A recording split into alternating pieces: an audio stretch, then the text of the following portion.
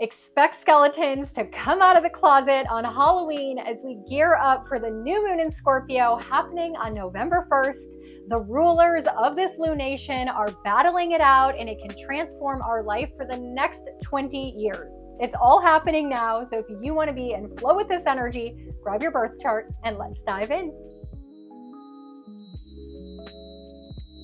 Welcome back, my Astro family. You guys gave me such positive feedback on the vibe I set for the full moon in Aries video, so we're back at it again for the new moon in Scorpio, bringing the Halloween witchy vibes to this video as we are gearing up for the new moon in Scorpio. Now, this new moon is definitely going to call in some massive transformation in our life. It is going to get us out of some fears, but also force us to get out of our comfort zone and talk about those taboo topics we'd rather sweep under the rug or stuff those skeletons back in the closet, but that's not happening in 2024. So we're going to navigate all of that in today's video. You're probably going to notice, so I'm just going to explain it right away, that usually for my new and full moon videos, I always give you my top 5 fun facts about the lunation and what makes it unique to 2024. But I never know if you guys actually watch that part or it interests you, so I'm going to leave it out of this video. But if you want me to bring it back for future new and full moon videos, please let me know in the comments below if you do enjoy my top 5 fun facts. So if you're new here, hi, I'm Mandy Rose. I'm a relational astrologer, and I ultimately help you use the tool of astrology to have better relationships in all areas of your life. And in my new and full moon videos, I help you do just that because you understand the cosmic influence we're all under, so you give the people in your life some grace and patience. Of course, we're going to go into your rising sign forecast, so you can skip ahead to that, but make sure you come back and at least listen to the overview, where I'm going to give you the energy that leads us into the new moon in Scorpio with, as we're leaving October and moving in to the chaotic and wild month of November.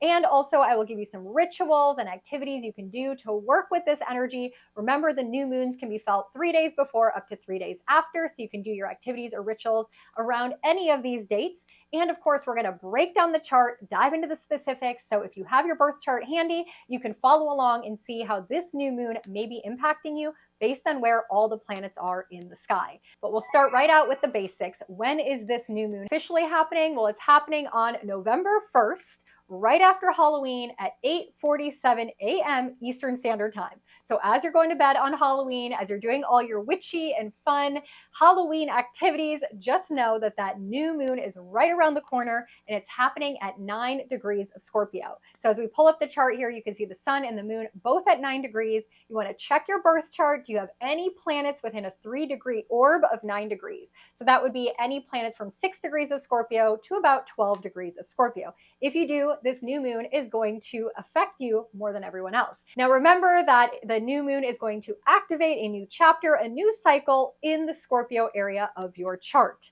So when we dive into the overview of the energy of the new moon in Scorpio, we are coming out of October, and October brought a lot of shifts and changes. Our last lunation was the full moon in Aries, which was ruled by Mars. And now we have a new moon in Scorpio, which is also ruled by Mars, because Mars rules Aries and Mars rules Scorpio. So Mars is very active in the sky. When we have a season where Mars is kind of the life coach ruler, the main character energy, it's a time where we take action. Mars, make decisions, strategize, game plan. Think of Mars as the cosmic energy that's in the left lane moving us forward, right? It's our chi, it's our stamina. And so we've been in this season of moving forward in our lives, making changes, doing things that are uncomfortable, using our physical bodies. You know, maybe we've been more active at the gym. Maybe we've been traveling a lot. Like, we've been physically undergoing a lot of exertion of energy. And Mars, not only ruling the full moon in Aries and ruling the new moon in Scorpio, while we've been in between this full and new moon energy, Mars has been opposite Pluto. And this is going to go exact a couple days after this new moon. This is a super rare energy. It happens once every 2 years, but in the next couple months, it's going to happen 3 times. So this is very important to understand, because what's ultimately coming up at this new moon in Scorpio is going to energetically roll over into the early part of 2025 as Mars retrogrades and comes back and has another conversation with Pluto. Now, new moons in Scorpio is ruled by Mars and by Pluto. And like I said, they're in an opposition, which happens once every 2 years. And on top of that, Pluto's in his final moments of Capricorn, breaking down structures, breaking down top-down authorities, breaking down old ways of doing things, traditional things that don't serve us anymore, in his final moments of that. And when he started this journey 15 years ago, in 2007 into 2008, he also started the journey opposite Mars in Cancer. So we're circling back to what happened in 2007 and 2008, the structures that were crumbling down in our lives, the changes that we had in store, and we're wrapping up that cycle. And it's the new moon in Scorpio. Scorpionic energy is all about transformation, going deep, revealing things, bringing things up to the surface, facing our fears, stepping into our own inner power. And so this Scorpionic energy is deep and it's intense. We forget that Scorpio is a water energy, but I like to think of it as fire and water. We can go deep. It's like the energy of whitewater rapids, but it's also like this intense fire and passion. And so whenever we have a new moon in Scorpio, it gives us an opportunity to have this new beginning of facing our fears, this new beginning of vulnerability, this new beginning of connecting with people in a more deep, passionate, intense way. Being a relational astrologer, I enjoy the Scorpionic energy in relationships because a surface level relationship is an acquaintance. A deep, intimate connection is someone that you marry or have a long-term relationship with, someone that you go in business with and share finances with, a friend that you tell everything to. Those are the Scorpionic connections, people that you trust, that are loyal to you, right? People that you share things with on a deeper level. And so this Scorpionic new moon with Mars and Pluto in opposition is bringing in the opportunity of change, of transformation. And while this new moon is going on, we have 3 oppositions in the sky. And so this brings this catalyst of us here on Earth in the middle of oppositions of saying, which direction am I going to go, left or right? What is the path that is for me so I can alchemize my life, so I can transform my life? Last year, I rebranded my yearly astrology journal from the retrograde journal to the alchemy journal, because I realized that we're ultimately taking the energy of the sky, of the cosmos, and we are alchemizing it in our life to work with it to create the life that we desire, the life that we're meant to live based on our birth chart. And Scorpio is the energy of alchemy, of transformation, of death and rebirth, of letting things go and shedding and releasing so we can be born again with new fresh energy and new fresh flowers. And around this new moon in Scorpio, it's also going to be daylight savings time. If you recognize, most of the time daylight savings time is mid-November. This year, it's on November 3rd. It is so early. It's right after this new moon in Scorpio. Well, when you think about it energetically, new moons is the darkest day of the moon cycle. And 2 days later, it's going to be the beginning of the dark season in the Northern Hemisphere, right? Where the nights are getting longer and the days are getting shorter. So it is asking us to go inward and to connect deeper and to allow ourselves to change and transform and to go into our cocoon, right? Scorpio's like being the caterpillar that goes into the cocoon, and we have no idea what's going on in the world outside of us because we're in this little cocoon and it's so uncomfortable and things are happening in our body and everything's energetically changing and we don't know what to do. And then we come out of the cocoon and it's like I see the light and I get out into the light, but now I have these wings and I don't know how to use the wings, but I have them and I feel more beautiful, and then I still have to learn how to fly. So we go from this new moon in Scorpio to 6 months from now at the full moon in Scorpio, which will be in May of 2025. And let me tell you right now, between now and May of 2025, in the astrology, we got a lot of transformation coming at us. We got the node shifting. We've got Neptune getting ready to shift. We've got Saturn getting ready to shift. We've got retrogrades. We've got Mars-Pluto oppositions 3 times. We've got a Mercury retrograde, Jupiter finishing his retrograde, Mars going retrograde. Like in the next 6 months, we are literally going to go into a cocoon and transform so many pieces of our life and come out like butterflies. And in 2025, we're going to figure out how to use our wings. And it may look ugly. We might fall a couple times. By 2026, we're going to have it figured out. And it all starts now. So to go deeper into all of that, what I just want to skip right ahead to is getting into the specifics and pulling up the chart here. As we pull up the chart, you know what we do. The first thing we do is we locate the sun and the moon, 9 degrees of Scorpio. And then after that, I like to see what other planets are near the new or the full moon. And we can see here that we have Mercury also in Scorpio. But at the tail end, he's at 28 degrees, right? And so he's already been journeying through Scorpio. And Mercury is a megaphone, right? Mercury is speaking, expressing, communicating, sharing, connecting, texting, emailing. He's the messenger. But he's also our mind and how we're thinking and how we're processing and how we're understanding things in our life. And he's been in Scorpio, going deep, exposing things, secrets revealed, talking about taboo topics, talking about uncomfortable things, sharing fears, talking to therapists, talking about healing, asking about healing. So we've already been in this mercurial Scorpionic energy. We're 9 days into Scorpio sun season at this point. And don't forget, Mercury in Scorpio is very intuitive, very psychic, can feel and sense what is not being said, can read between the lines. So we have this heightened intuition, this spiny sense of kind of knowing what is right, what is wrong, what is, not being said in society and in relationships. So pay attention to your intuition at this time. You could be getting a lot of intuitive messages, intuitive guidance, and especially with the Halloween veil being so thin the day before, very potent energy for kind of magic and occult practices. And that could help us see the truth of what's going on here. And the thing is, Mercury not only is in the same energy, so our mind is where the darkness is, where we need to be focusing our energy, our attention, but also our mind in Scorpio. But Mercury is in a triangle with Mars, a trine with Mars, and a sextile with Pluto. So I'm going to draw that up here.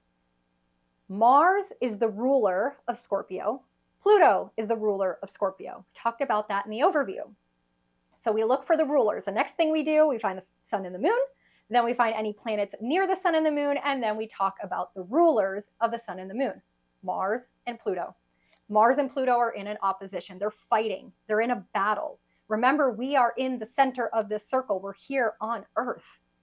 One side, Pluto, wanting to destroy, crumble everything that we've ever known. Capricorn, the structures, the things that make sense, the things that we've been told by authority, people in powership, people in leadership, corporations telling us what to eat, what's good for us, what we want, right? Through marketing and sales, telling us, oh, if you don't have this, your life's going to be horrible. Oh, you got to go to school, higher education. Oh, you got to have health care. You got to do this. You got to do that. That's all Capricornian, top down, telling us what to do. And Pluto's like, destroy all that. I'm trying to work on that for 15 years. This is my final moments. I'm at 29 degrees. I am literally 18 days away from shattering all of this, annihilating it.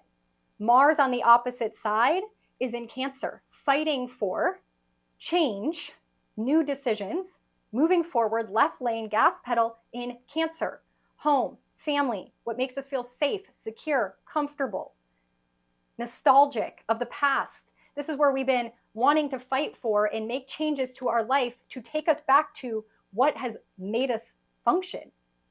This is farming. This is sustainability. This is homesteading, home, Cancer, family, traditions, taking time off with our family, going on vacation with our family, the good old days, right? The good old days. Before Capricorn, corporations and structures and people in authority told us to do things differently. And this is battling. And Mars wants to unearth and dig things up. He's like a scalpel. He's like, well, let me dig out all the skeletons. Let me dig out the truth. Let me dig it all up.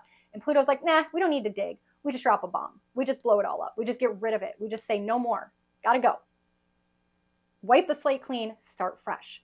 So this is a very volatile and hostile energy. And I'm not going to go too much into history and what has happened with this kind of opposition. It's kind of grim. It's kind of, a little scary. I don't like fear mongering. We never absolutely know what's going to happen in the astrology. And that's not the point of this video. This point is to talk about the new moon in Scorpio and how we can work with this energy. There is something in our life that has to be taken out, wipe the slate clean, and fight for our family, our traditions, the things that matter, the things that keep us safe, the things that keep us comfortable. Cancer. And Mercury is in the middle of all of this. Mercury is given the megaphone to the battle of the secrets that need to be revealed, the things that need to crumble, to the decisions that need to be made, the choices that people are fighting for. Mercury gives the megaphone. He puts our mind in a place where we're able to go deep, be investigative, be a researcher, follow our intuition, uncover and unearth what's below the surface, and we're not sure who's responsible for the things that are going on. This is going to be massive.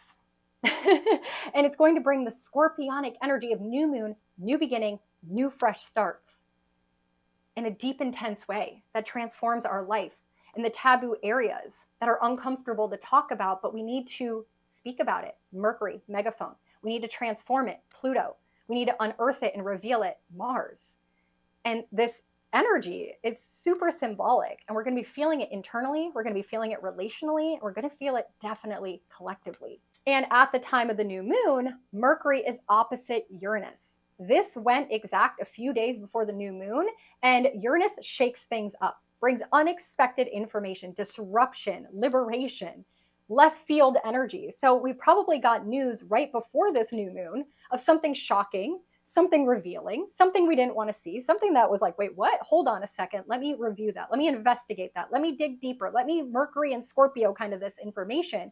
And now we have this new moon energy, right? Where it's like, that changes it all. That's a transformation. That's an unexpected twist. Now we have a new opportunity, new moon to start fresh and reveal some more things. And there's a lot of other energy going on with the other planets, the other life coaches at this time. So let's move on from that. Mercury, after he's given the megaphone, and Mercury mind in Scorpio investigates and researches and digs deeper and exposes and reveals and speaks up. He's then going to be like, bye, I'm out right after this new moon. And he's going to go into Sagittarius, where Sagittarius is broader perspective, higher consciousness, thinking of things outside of the box, expanding what we know, our wisdom, our street smarts, sharing things that other people don't know based on our own lived experiences, learning from other mentors, changing our belief systems, changing our philosophies, changing the way in which we think of things. So it's almost like at the new moon, a news article, a bomb drops, a secret's revealed, something comes up and out, it's revealed, it's unearthed, it's dug up. And where most of the time people would hear this information and be like, oh no, head in the sand, can't be true, I don't want to hear that, no way. And they immediately doubt it and dismiss it because they'd rather be Scorpio, skeleton in the closet, shove it back in. It's too uncomfortable to think about. Because Mercury's now moved into Sagittarius, we've zoomed out. Bird's eye perspective. We see it now from a different lens, a different angle, and we're able to expand our mind and think, maybe that does change the way I think about things. Maybe I should change my perspective. And this is happening right before the election. So it's so wild. It's so crazy. And then once Mercury is in Sagittarius, he's in Jupiter's home, and Jupiter is in the third opposition under this new moon, where he is opposite Venus. Now this goes exact the following day, but is very active. We can see it in the sky, creating that third opposition. So the first one is Mars and Pluto, the rulers of the new moon. The second one is Mercury in Scorpio opposite Uranus and Taurus, giving us the shocking news and shocking information. And then the third one is Venus opposite Jupiter. Now, Venus loves to attract things into our life that make it more beautiful and more pleasurable. And she's in Sagittarius, where Mercury entered. And usually Venus in Sagittarius is optimistic and joyful and grateful and having fun and playful and adventurous and out of our comfort zone in relationships, and we're having a good old time. But not under this new moon, because Jupiter rules her and he's retrograde. And he's like, no more expansion, no more growth, no more blessing, no more opportunity. No, Jupiter retrograde. We got to go inward and be grateful for what we have. We got to work with what we've been given. We got to really work with the relationships in our life that are sacred, that we value, that we hold dear. We can't be going out in the world and expanding and being friends with everyone and trying to appeal to everyone and please everyone. No. Don't expand. Stay in your tight-knit circle, your tight-knit community. So there's that energy under this new moon in Scorpio where relationships could be transformed based on information that's coming up, or the way in which people are acting, or people are fighting for you. They're standing up for you. Mars in Cancer, right? Families becoming closer and tighter, a new transformation within family units. And that could be friend families or actual families. Now, one thing I do want to highlight at this point is that we forget often that Scorpio is a financial energy. It's a financial sign. It's the energy of money or resources that connect us to another person. So it's like debts, loans, taxes, inheritances, things that we don't like to talk about, things you wouldn't talk about at the dining room table with strangers. You wouldn't talk about how much money your partner makes. You wouldn't talk about your taxes. You don't talk about loans or debts or credit card bills that are racking up. Like, we don't talk about those things. But Scorpio is the energy of finances that tie you to another person. So don't forget that, because this new moon can bring up transformation to those areas of your life as well. So if these areas of your life have been struggling, this Pluto Mars thing could help you take action to kind of shed and get rid of the old patterns or habits that are holding you back from advancing yourself financially. So that is something possible, but sometimes it's like Pluto and Capricorn being structures is like filing for bankruptcy, right? It's like wipe the slate clean in the old structure of doing things. And then Mars is like, all right, now we're going to take action to protect ourselves and fight for ourselves instead of giving our money away to authorities or banks or institutions. So that could be something financially that could be coming up for people as well. And that's where we can see a lot of financial disruption, credit card disruption, a lot of crypto stuff. Like, there's definitely this financial transformation kind of under the surface that could be happening with this new moon that's also being revealed and exposed, where people maybe don't trust. Scorpio's an energy of trust and loyalty coming up at this time as well. So that's definitely something that could be playing out, especially because Jupiter is retrograde and Jupiter gives gifts and blessing and abundance. And he's like, no more of that.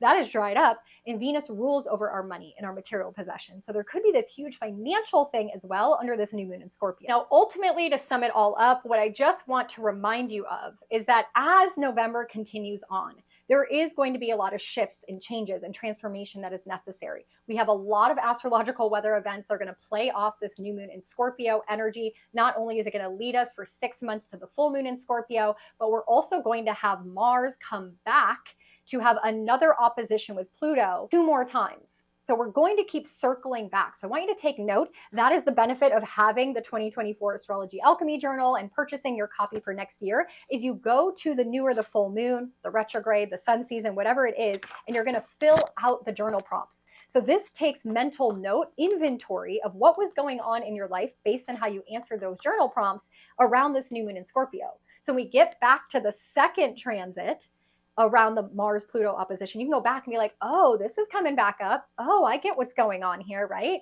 And then also for your new and full moons, I give you the crystals, the herbs, the chakras that you can work with at this time to work with this energy again.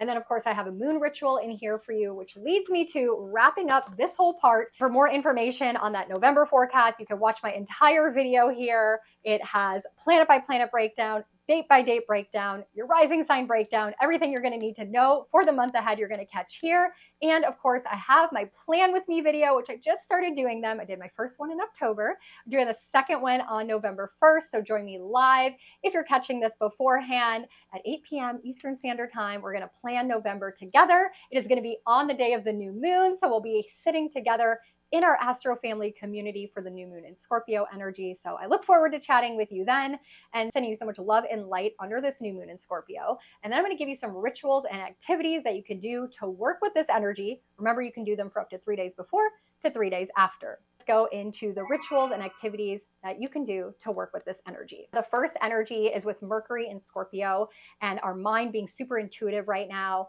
and the sun being in Scorpio and the magic in the air is I would get a psychic reading, tarot reading, astrology reading, anything that deals with the mysticism and the occult world, because the veil is going to be very thin. And all intuitives and mediums and psychics are going to have their abilities so heightened at this time. So if you're looking for a channeled message, you're looking for guidance for the other realms, this is definitely the time that you're going to want to book a reading around this new moon. The second activity you could do around this new moon to work with the energy is, because Scorpio deals a lot with our fears, to do some sort of exposure therapy. What is something that is scaring the heck out of you? Are you afraid of spiders or snakes? Then go to a zoo and be close to these animals. Are you afraid of calling someone on the phone, right? Then send them a text.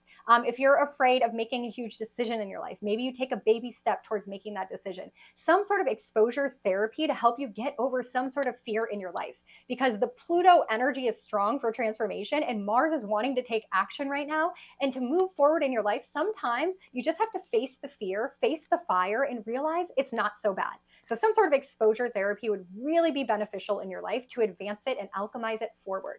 The third thing I would do around this new moon to really soothe the fire in the sky, the battle of Mars and Pluto, is do a beautiful bath ritual. Whatever that means for you, you can fill your bath with rose petals. You can make moon water and dump it into your bath. You can put just some Epsom salt and some essential oils that you love, but just being in the bath, the water energy of Scorpio, and just sitting in that bath and imagine all the cords of your life, all the old things that you're trying to release and let go of and transform. Just imagine it in the bath water. And then when you release the bath water, imagine all the water that took all the past and all the fears and all the things holding you back, washing down the drain. So a beautiful, like, meditative kind of bath experience would be monumental at this time.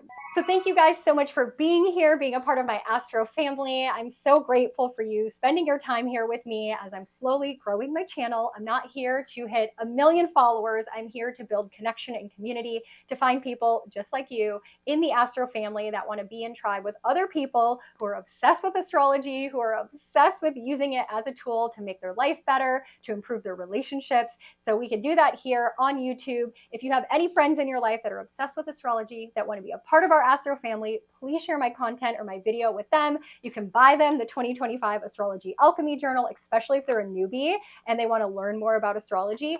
Or if you don't have a tribe of people that are obsessed with astrology like you can join us on the Astro Weather Telegram channel.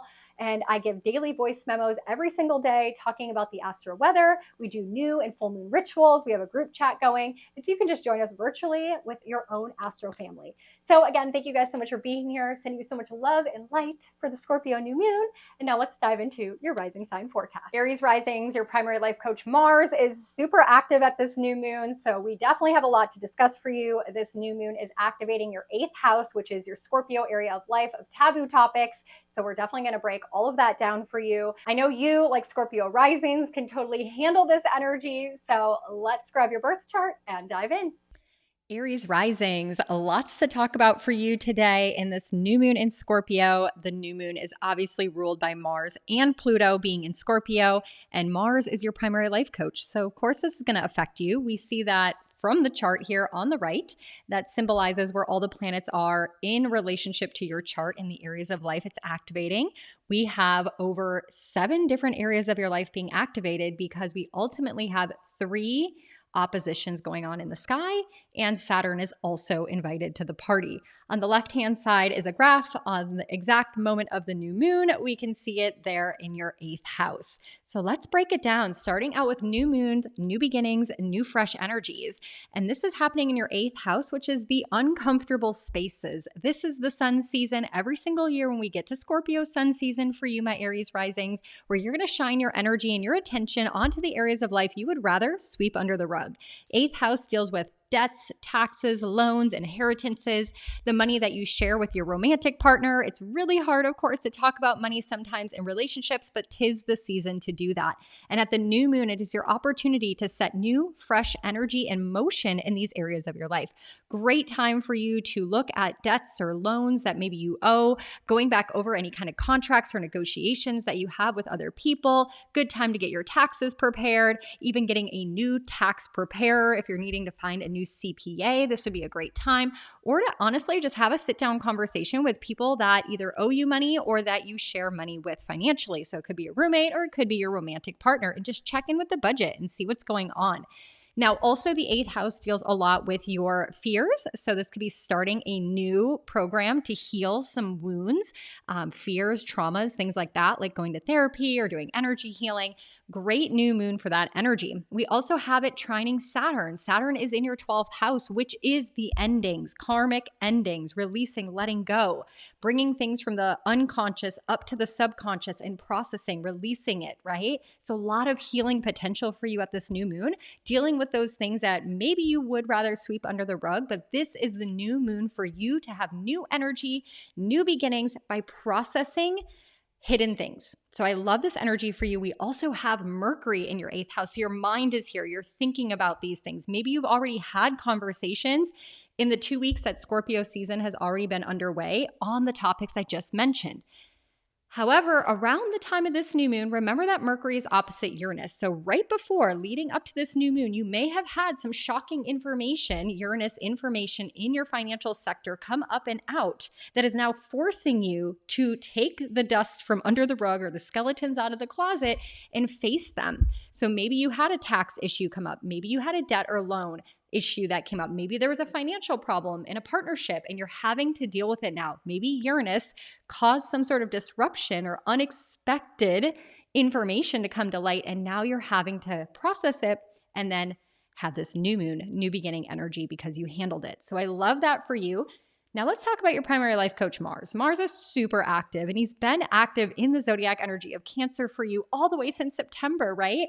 And so this is Mars helping you make decisions, make a move forward, right? Left lane, gas pedal, Mars doing all the things in the home area of your life.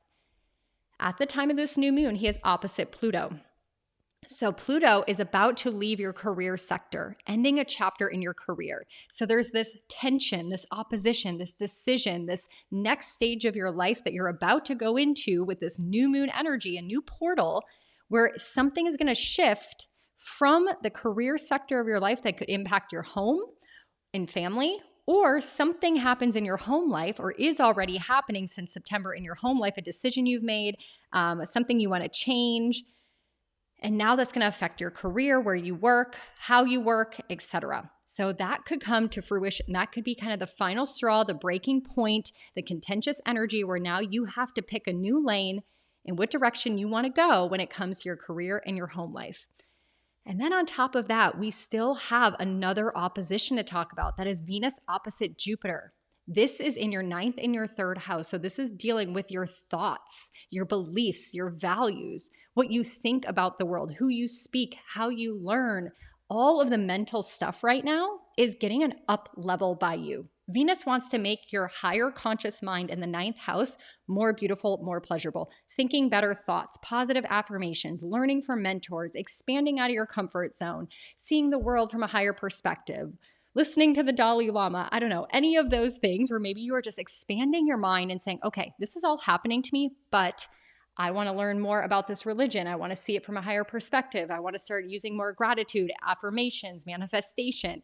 And Jupiter being retrograde in your 3rd house is retrograding, going back over the mind, the data, the facts, the information you've already learned, and saying, you know what? I used to think of the world this way because somebody told me to, or I read it in a book, but I actually don't believe that anymore. That actually doesn't make sense to me anymore. And you're creating your own new narrative, a new story in your mind that is going to ultimately affect the reality that you have. So we can see here we have your financial access impacted at the time of this new moon. We have your mental access impacted at this new moon. We've got your home and family and career impacted at this full moon. And Saturn over there about to end his retrograde, tough love dad, Lord Karma saying, hey, we need a cleansing, a purging, a releasing, a letting go, a cutting of karma, closing out old chapters and putting it to rest so we can really truly step into a new portal.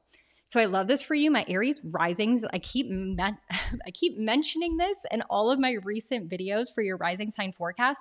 You're gonna have a major rebrand glow up coming up in the spring of 2025. And what's happening now at this moon is preparing you for it. It's helping you face those fears, dig the skeletons out of the closet, talk about the taboo, uncomfortable things in your life, reprogramming your mind, and switching parts of your reality in preparation for 2025. So I'd love to talk to you way more about that in a one-on-one session, looking at your particular birth chart to help you plan and prepare for a major year ahead. So I'd be honored to do that. But that is your forecast. I hope that makes sense. I hope it resonates. Let me know in the comments below if it does, or if any of these areas of your life are like going up in flames or topsy-turvy.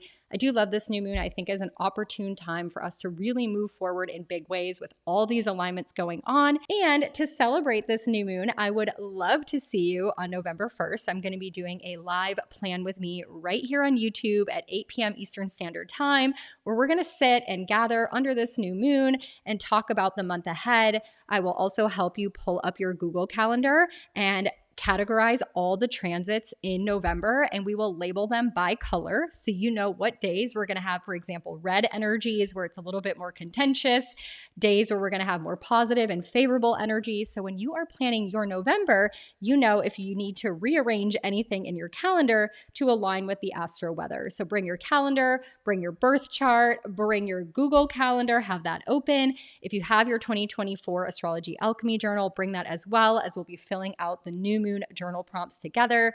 In the chat, you're more than welcome to ask me any type of astrology questions. I'll be answering any questions. Let's say, for example, you have a plan or something coming up in November and you want to know if it's a good day to participate in that event. I love being able to connect with you more. I feel like a lot of my YouTube videos are very one-sided, and once in a while you pop in the comments and I get to say hello. But as a relational astrologer, I am so passionate about not only building relationships with people, I love people, but also building community and connection. That's why I call us the Astro Family in my Plan With Me videos that I'm going to start doing. This is only my second live, so give me grace, please. But ultimately want to build that Astro family where you can come and hang out with people who are like-minded using astrology to improve your life. Also, please don't forget that the 2025 Astrology Alchemy Journal, the pre-sale will end at the new moon in Scorpio. One, because I'm a Scorpio rising and I wanted to wait till the new moon to end the pre-sale, but also because it is 11/1/111, and it's just such a beautiful day to set new intentions, and we're going to do that under the new moon. So grab your copy of the 2025 Astrology Alchemy Journal. After the pre-sale ends, the price is going to go up and all the bonuses get erased. So if you want to grab a copy of that, you can head to the description box below, click the link. There's a whole page showing you examples and so much more. So I will see you hopefully on November 1st, and let me know if this reading resonated for you. Again, thank you, and I'm so grateful for you being here. If you have not subscribed yet, please subscribe. Come hang out with us in your Astro family through every video. And of course, if you are needing to book your 2025 Astro Forecast reading, I'm giving you another friendly reminder. You don't want to wait too long. I will not be doing any readings after December 22nd, and I won't be available to do readings again till January 20th. So if you want a reading before the end of the year, before January 1st, you need to get on my calendar now, because we are in November. We got 5 weeks left before the end of the year with me being able to take readings, and I want you to get your spot. So I'm going to send you so much love and light. Again, thank you for being here. You've got this. Let's transform. Let's become butterflies in the next 6 months, and I will catch you in the next video. Taurus risings, this new moon is in your relationship sector. So as your relational astrologer, I can definitely help you navigate this energy. It's an opportune time for new moons, new beginnings, new fresh starts, and all partnerships in your life. So we'll break all of that down. Grab your birth chart. Let's get into it. All right, my Taurus risings, let's get into it. As you can see, we have 7 different areas of your life being heavily impacted at this new moon. So if there is a lot going on at this time energetically and in your life, do not be surprised. But ultimately, remember, new moons are new beginnings, new fresh starts for you to infuse some new energy into, this time around, your relationships. As the sun travels through Scorpio every single year, it is highlighting and illuminating all of the partnerships that you have in your life, the energy that you share with another person. So we are thinking things like deep, intimate friendships, people you've been friends with for a really long time, marriage partners, romantic partners, people you're dating. We're looking at business partners, people you collaborate with, even clients. So think of anyone in your life that you form a bond with. This is the new moon where we can infuse some new energy. So you could call in, set an intention, manifest a new partner in some ways or another, new clients, new friends, or you could try to infuse some new energy into the ones that are already existing. So it's an opportunity to really hit that reset button and bring some fresh new energy. Sometimes in our long-term partnerships, things get stagnant, they get stuck, and we get into patterns. And of course, my Taurus risings, you have fixed energy in the anchor areas of your life. What do I mean by this? Well, your first house is you, right? It's all about yourself. It's a very important area of our life. Our 7th house is our relationships, also very important to us. Our 10th house is our career, and our 4th house is home and family. So anytime we introduce ourselves with, hi, I am, with your name. I am in a relationship, I'm single. I live here, and I do this for a career or a job. That's how we introduce ourselves with our 1st, 4th, 7th, and 10th house. They're anchor areas. They're super important to us. And you, Taurus rising, are fixed. You have the fixed zodiac signs and those 4 anchor areas. So it's hard for you to get out of a pattern. It's hard for you to get unstuck, especially with Scorpio in your 7th house. So you like to be in partnership with people, and once you trust them, you don't want to let them go. And so we have a new moon, a new opportunity right now to shake you out of the habits that you're stuck in your partnerships, out of the relationships that maybe don't serve. And it's like, okay, I need a new version of this partnership.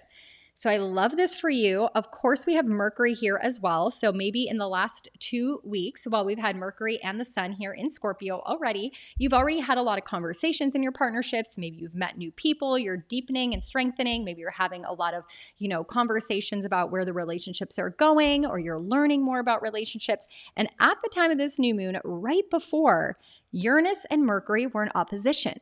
Uranus has been in your 1st house, changing your identity, changing who you are, right? Liberating you, bringing you some freedom to be who you are and your authentic self and how you want to show up in this world.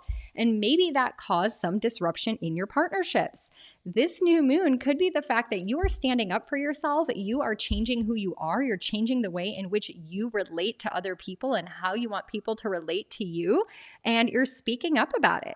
Or you're not going to tolerate things anymore, or you're going to have a bold, brave conversation with someone in your life. In order to continue the partnership, something needs to be said.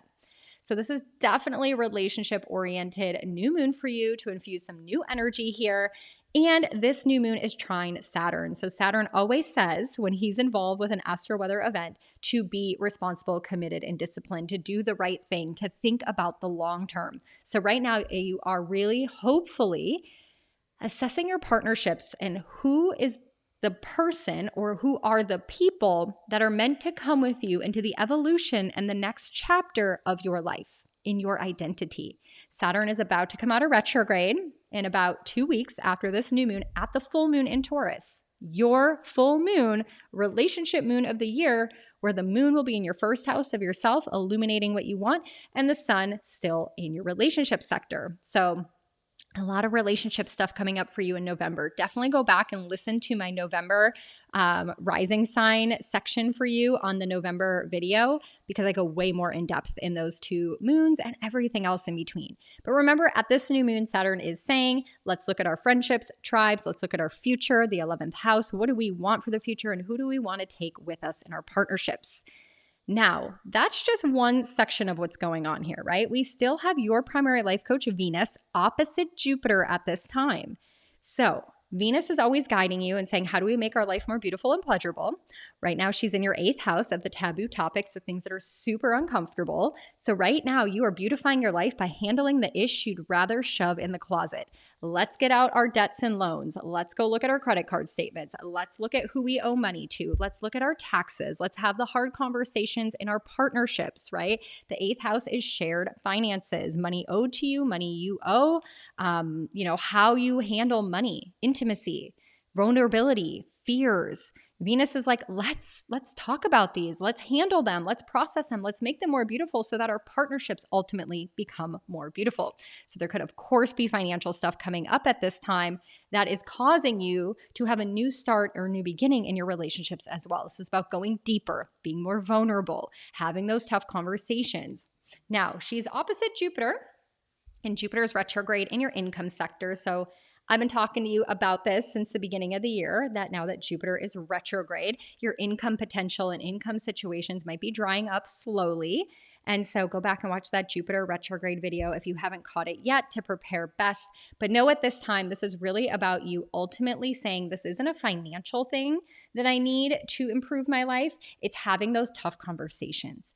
It's talking about the things that make me uncomfortable with the people in my life that I'm in partnership with. Talk about my money fears. Talk about what I'm worried about. Talk about those things. And that's going to help you strengthen and create the bigger, better bond for these relationships. And lastly, we have Mars and Pluto making major moves. They're bringing the tension. They're bringing the change that this new moon is catalyzing you towards, because Mars is in your 3rd house and Pluto is about to leave your 9th house. So this is very mental. This is the background programming of what's going on and why things are happening at this new moon for you. Mars has been in your 3rd house since September, saying we have to move, make a decision, get in the left lane, strategize something mentally. learn new things. Hopefully you've been focusing on how do you speak to yourself? How do you speak to other people? What do you like to listen to? What are you learning right now? What are your thought patterns? What's the story you're telling yourself? All of these third house mental spaces, Mars is helping you break free from. And Pluto is blowing things up when it comes to your beliefs, your philosophy, your perspectives.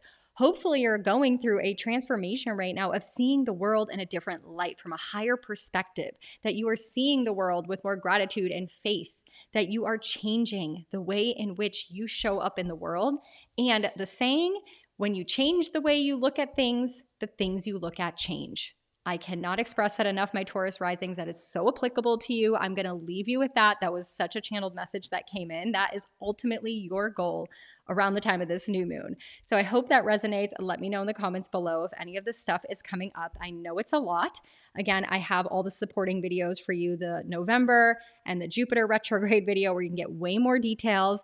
And to celebrate this new moon, I would love to see you on November 1st. I'm going to be doing a live plan with me right here on YouTube at 8 p.m. Eastern Standard Time, where we're going to sit and gather under this new moon and talk about the month ahead. I will also help you pull up your Google Calendar and categorize all the transits in November, and we will label them by color so you know what days we're going to have. For example, red energies where it's a little bit more contentious, days where we're going to have more positive and favorable energy. So when you are planning your November, you know if you need to rearrange anything in your calendar to align with the astro weather. So bring your calendar, bring your birth chart, bring your Google Calendar, have that open. If you have your 2024 Astrology Alchemy Journal, bring that as well, as we'll be filling out the new moon journal prompts together.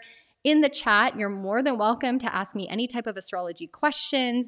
I'll be answering any questions. Let's say, for example, you have a plan or something coming up in November and you want to know if it's a good day to participate in that event.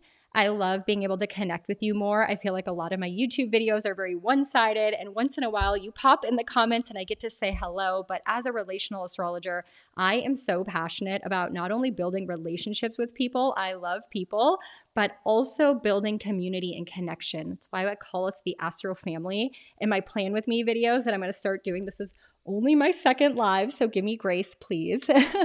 But ultimately want to build that Astro family where you can come and hang out with people who are like-minded using astrology to improve your life. Also, please don't forget that the 2025 Astrology Alchemy Journal, the pre-sale will end at the new moon in Scorpio.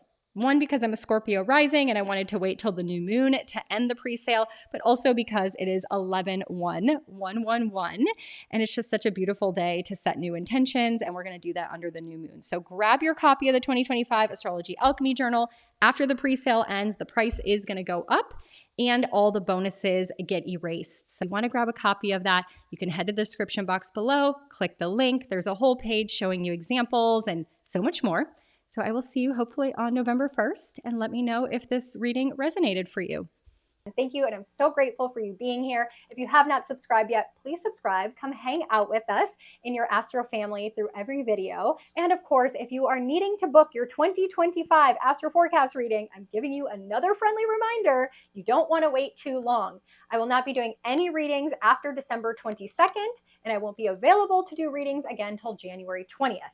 So if you want a reading before the end of the year, before January 1st, you need to get on my calendar now, because we are in November. We got 5 weeks left before the end of the year with me being able to take readings, and I want you to get your spot. So I'm going to send you so much love and light. Again, thank you for being here. You've got this. Let's transform. Let's become butterflies in the next 6 months, and I will catch you in the next video. Gemini risings, this new moon in Scorpio might make you a little uncomfortable as your primary life coach Mercury is in opposition to Uranus and then shifting energies into Sagittarius, which is your relationship sector. So there'll be a lot of conversations around relationships that transpire from this new moon in Scorpio energy. But this new moon is happening in your 6th house. So this is all about new beginnings in your physical health, wellness, daily habits, and routines. Of course, we're going to break all of that down. So grab your birth chart. Let's dive in. Gemini risings, this new moon is happening in your 6th house. So this is a time for you to really glow up level your health and your wellness. The sun is in Scorpio now. So every year during Scorpio sun season, the sun is going to shine a highlight and a spotlight upon your day-to-day habits, your daily routines, routines, the mundane tasks that you do every single day that determine your vitality, your wellness, what keeps you healthy. And so this is a season now for you to look at things like your diets, your supplements, your routines, your work-life schedule, your sleep schedule. Do you go to a personal trainer or a gym? Do you take time to rest and nourish yourself? You have Scorpio in the 6th house, so for ultimate wellness, you need that Scorpionic energy of healing, rest, recharging. You also have the water energy in your 6th house, so really making sure you stay hydrated. But I don't want to get too far off track on that. Let's talk about this new moon. This is a time for you to set a new intention, a new beginning in this area of your life. If you need to go to a doctor or find a new doctor, new moon, new beginning, start that. Create the appointment. Or if you need to start a new wellness habit or a new routine in your life, great day to start, not only because it's a new moon in Scorpio in your 6th house, but also because it's 1/1/1, November 1st, and it's the beginning of a new month. So what a beautiful energy for you to really incorporate some new habit into your life that can improve your wellness. And Saturn is going to support you in that because we can see here that the new moon is going to be in a trine to Saturn, who is in your 10th house. So this is your area of life of career, your reputation, your legacy, your mission. What do you do that the people in your life know you for and know you as? And so this is a beautiful opportunity where maybe you need to make a tough decision, Saturn, for your long-term benefit, Saturn, around your career that ultimately benefits your health and your wellness and sets a new pattern and routine of your day-to-day life in motion. So an example of that could be you in your job decide that you're no longer going to work overtime. You're going to leave at 5 o'clock every Friday, and you are not going to take any emails or calls over the weekend. And that is a new habit and routine that you're going to implement to ultimately affect your wellness. Or, for example, you decide to change industries because the industry you're in is very toxic and you want to go into a new industry, and that's ultimately going to support you in your health and wellness. So there's some sort of decision or Saturn kind of tough energy around a career that is impacting your health, and it's time for you to set a new intention and hit the reset button. Also this month, your primary life coach, Mercury, has been in your 6th house as well. So hopefully you've been thinking about your health and wellness. You've been thinking about your routines. Maybe you've been learning a lot about supplements or diets or sleep cycles. You've been hopefully learning, mind, Mercury, on your 6th house. And now, right before this new moon, there may have been a disruption or an upset or some surprising, shocking information, something that came up around your health and wellness as Uranus and Mercury opposed each other right before this new moon. And now that is triggering a new beginning, a new energy you're having to do in your life around your health and wellness because of this unexpected, shocking hiccup. And it could have come out of nowhere, Uranus in your 12th house, hidden behind the scenes, or it could have been something that has been buried so deep in your body. Remember, our body keeps score, and over time it can brew and stew and come to light. And now the news, Mercury, has come to light, and you're having to face it to start a new wellness habit.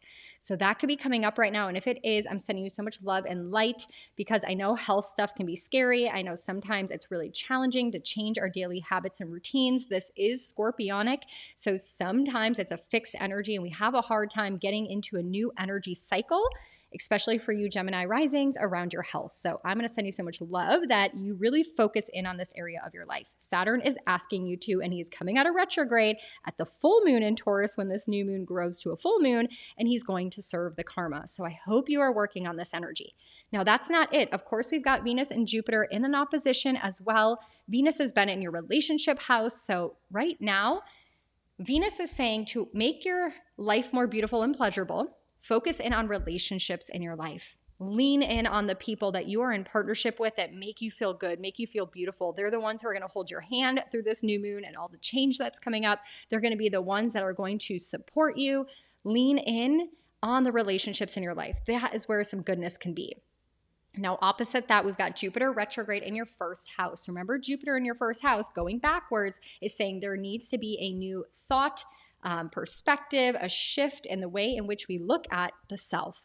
We talk so much more about that in my Jupiter retrograde video, so go back and listen to that if you haven't yet. But right now, this is an opportune time for you to reflect on how you lean on others, how you need others for support, how to ask for help, and how you see yourself when it comes to sharing and being in partnership with others. And lastly, we have that third opposition of Mars and Pluto, which is going to be the catalyst of transformation and change. Mars in your income sector, Pluto in your 8th house of shared finances. So definitely the trigger, the root underneath all of this could be very financially related. There could be money issues, money conversations, maybe in finances, how you're making your money, streams of income, where to budget your money, like you're trying to make decisions around your finances. And there also feels like there's a lot of disruption, like more debts or loans, or maybe some of the health stuff that's coming up. You're going to have to pay more medical bills, and maybe you're not working as much because you haven't been feeling well. Like there's a financial undertone that is ultimately the rumble below the surface that is causing you to change your habits. For example, let me give you a good example. This just got like intuitively downloaded. So if this resonates, please tell me in the comments, because this came in as like an example. And I think it's because so many of you listening as Gemini Risings may possibly have either experienced this right before the new moon or going through it. So let's say right before this new moon, there was something coming up around your health that maybe is an old problem, or maybe it's something that you weren't expecting because it was below the surface and it showed up, and now it's affecting your physical health and your day-to-day, and you don't have a lot of energy. And this energy depletion or lack of vitality or lack of health is ultimately causing you to take time off of work. Maybe you're an entrepreneur and you haven't been making as much money. And so now there's like a financial thing going on, and you're realizing you have to change the way in which you make money. So for example, working with one-on-one clients, you are going to do like a course or something that can make you money just in case in the future you're not feeling well. And so you're having to have these tough conversations of maybe not making money short term, 2nd house, and investing, 8th house, in long-term financial situations, or taking on a loan or debt in order to make these long-term investments. And therefore that is changing your career, 10th house Saturn, that ultimately at this time is going to change the title or the reputation or what people know you for in this life. And therefore, you're going to have to lean on partnerships and people in your life, Venus in the 7th house, that are going to support you, that are going to encourage you, that feel good. They've been there for you for a really long time. And ultimately, it changes your identity. Jupiter retrograde in your 1st house. And ultimately, as you are going through this identity shift, it's changing the way in which people see you. And it's also changing your reputation and the way people see you and what they call you, your professional life. And it all comes back down to this new moon, new beginning, new habits of creating more wellness. And all this is happening to force you into changing your work-life balance, your sleep, your routines, your supplements, taking care of you first, and all the rest will play out. Oh my gosh, I hope that resonates with somebody. Let me know in the comments below for sure. So that is ultimately what is going on for you at this new moon. And of course, go back to the November video I made. I have a way more in-depth rising sign forecast for you there, and hit subscribe, come back for that full moon. It is definitely going to be triggering for you again in the 6th, 12th house area of your life, your health and wellness. This chapter is just beginning here at the new moon. And to celebrate this new moon, I would love to see you on November 1st. I'm going to be doing a live plan with me right here on YouTube at 8 p.m. Eastern Standard Time, where we're going to sit and gather under this new moon and talk about the month ahead. I will also help you pull up your Google Calendar and categorize all the transits in November, and we will label them by color so you know what days we're going to have, for example, red energies where it's a little bit more contentious, days where we're going to have more positive and favorable energy. So when you are planning your November, you know if you need to rearrange anything in your calendar to align with the astro weather. So bring your calendar, bring your birth chart, bring your Google Calendar, have that open. If you have your 2024 Astrology Alchemy Journal, bring that as well, as we'll be filling out the new moon journal prompts together. In the chat, you're more than welcome to ask me any type of astrology questions. I'll be answering any questions. Let's say, for example, you have a plan or something coming up in November and you want to know if it's a good day to participate in that event. I love being able to connect with you more. I feel like a lot of my YouTube videos are very one-sided, and once in a while you pop in the comments and I get to say hello. But as a relational astrologer, I am so passionate about not only building relationships with people, I love people, but also building community and connection. That's why I call us the Astro Family in my Plan With Me videos that I'm going to start doing. This is only my 2nd live, so give me grace, please. But ultimately want to build that Astro family where you can come and hang out with people who are like-minded using astrology to improve your life. Also, please don't forget that the 2025 Astrology Alchemy Journal, the pre-sale will end at the new moon in Scorpio. One, because I'm a Scorpio rising and I wanted to wait till the new moon to end the pre-sale, but also because it is 11/1/111, and it's just such a beautiful day to set new intentions, and we're going to do that under the new moon. So grab your copy of the 2025 Astrology Alchemy Journal.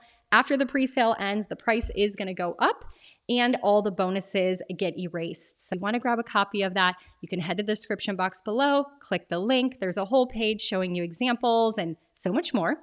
So I will see you hopefully on November 1st, and let me know if this reading resonated for you. So again, thank you, and I'm so grateful for you being here. If you have not subscribed yet, please subscribe. Come hang out with us in your Astro family through every video. And of course, if you are needing to book your 2025 Astro Forecast reading, I'm giving you another friendly reminder. You don't want to wait too long. I will not be doing any readings after December 22nd, and I won't be available to do readings again until January 20th. So if you want a reading before the end of the year, before January 1st, you need to get on my calendar now because we are in November. We got 5 weeks left before the end of the year with me being able to take readings, and I want you to get your spot. So I'm going to send you so much love and light. Again, thank you for being here. You've got this. Let's transform. Let's become butterflies in the next 6 months, and I will catch you in the next video. Cancer risings, of course, a new moon affects you the most as you are ruled by the moon. But good news, Mars is about to move out of your first house into Leo, so you won't be as affected after this new moon in Scorpio. The new moon in Scorpio is a water energy, so you can definitely handle it as we are going in and being intuitive. You're going to be the leader to help other people get through their feelings at this time. So grab your birth chart and let's dive in and see how it's going to affect you and your 5th house. Of course, Cancer risings, anytime we're dealing with a new or full moon, it impacts you the most. And good news, we only have 2 more days left of Mars in your first house, and that is going to bring a beautiful shift of energy as Mars will be entering into your financial sector. More on that later though. Let's go back to this new moon. New moons, new beginning, new fresh start in your 5th house. So we are talking about your fun house. I love the 5th house. It's all about having fun, creativity, joy, pleasure, romance, dating. It is the house of your children or your inner child, nourishing and nurturing that. It's the house of the present moment. What do you do in your life that makes you feel lost in time? Things like play and games and hobbies and entertainment, going to concerts, things that just light you up. And of course, it's the house of entrepreneurship. So these are all areas of life where the sun is highlighting and shining a spotlight upon this area of your life. Every year when we get to Scorpio sun season, this is what you should be focusing your energy on right now, Cancer risings. And at this new moon, it's an opportune time to set a new intention or a new beginning in any of these areas of your life, especially if you've been launching a creative project, passion project, you've been working on it. A great time to start one of these, great time to get back into the dating pool, great time to start an entrepreneurial journey, or even work with children of some sort or spend more time with your children. And if any of you Cancer risings are pregnant right now, your baby may come if it is around the time of your due date at this new moon. Now, Saturn in a trine to this new moon is telling us that Saturn is always supporting us by discipline, commitment, tough love, working hard, being responsible, laying strong foundations. And right now, you're doing that, hopefully with Saturn's lessons around your beliefs, your perspective, your view on life, the way in which you see the world from a higher conscious perspective, based on your wisdom, based on your experiences, based on your traveling and adventure and exploration. What have you lived and learned on Earth School thus far? Taking that wisdom, taking that knowledge, and putting it towards your 5th house. A new creative project, a passion project, teaching other people how to do something that you've learned, that you love to do. This could even be starting that business, that entrepreneurial journey, teaching children of some way. What have you gone through in this life that you can mentor and teach other people that you love doing? That's your passion in some way. Now, if the 5th house, you are setting a new intention around maybe possibly starting a new hobby, this could be really getting out of your comfort zone. Saturn has been asking you to do things outside of your comfort zone, expand beyond your horizons, try new things. Those are all perfect things to come up at this new moon. Now, also we have Mercury in your 5th house as well. So your mind has hopefully already been on these topics in these areas of life and you've been working through them. Right before this new moon, however, Mercury was in that opposition with Uranus. So maybe something came up that was surprising, unexpected, disrupting from a friend, from a partnership, from someone you're in tribe or community, an acquaintance, somebody in your social circle, social world may have surprised you with some information, some news, disrupted something. Maybe a friend moved away, maybe a networking group shut down, maybe there was a rumor or something that came up when it comes to your 11th house, and that impacted how you see those people, and maybe having fun with them isn't so fun anymore. Maybe they don't have similar hobbies to you anymore. So now you have to go out and find a new tribe, new moon, new beginning, new people to go do fun things with. That could be something that's coming up. Also, Uranus has been like shaking up and liberating your future, changing the direction of where you want to go, your hopes and dreams and wishes. And right now, this could be a prime time where maybe you've got a new dream, sudden unexpected vision of like, oh, I really want to go do this. I thought I wanted to live here, but now I want to move to this new country. Or I thought I wanted this future, but now I want something completely different. Maybe I wanted a mansion on the water, and now I just want like a huge farm in the middle of the woods. Like, you're changing the way in which you want to approach your future, and therefore it's changing fifth house, how you're going to get there, your entrepreneurial journey, what you're creating, what brings you joy is changing, and it's affecting your future. Big things coming up at this new moon for sure. And of course, we have two more oppositions going on. We've got the Venus-Jupiter opposition, where Venus right now is in your sixth house of health and wellness. So Venus says, here we can find pleasure, we can attract things into this area of life, and we can make it more beautiful. So working on your health, your wellness, your daily habits on your physical body is going to be so beneficial during this season to make sure you feel well and vital and optimal. So look at that, attract and magnetize new habits, new routines that make you feel so good in your body. And Jupiter is retrograde in your 12th house, asking you to go back and reflect on your limiting beliefs, your self-sabotage, your victimization, how you're holding yourself back, what needs to be cleansed and released and purged out of your life so that you can have more good fortune and you can have more blessings, but it's time to close some chapters and release some things. I talk so much more about that in that Jupiter retrograde video I posted, so go back and check that out. Just know some of those things around your health, wellness, mental health, emotional health, spiritual health, like all the health things might be coming up at this time as well, for you to have a new habit, a new pattern. And lastly, we've got Mars-Pluto opposition. This is going to be a rumbling. This is going to have a lot of going on under the surface as Mars has been changing who you are, making decisions about your identity, how you want to show up, how you want to be seen in the world, maybe changing your appearance, changing things at the new moon. And he's ruling the new moon, and Pluto is also ruling the new moon, right? They're the rulers of the new moon in Scorpio.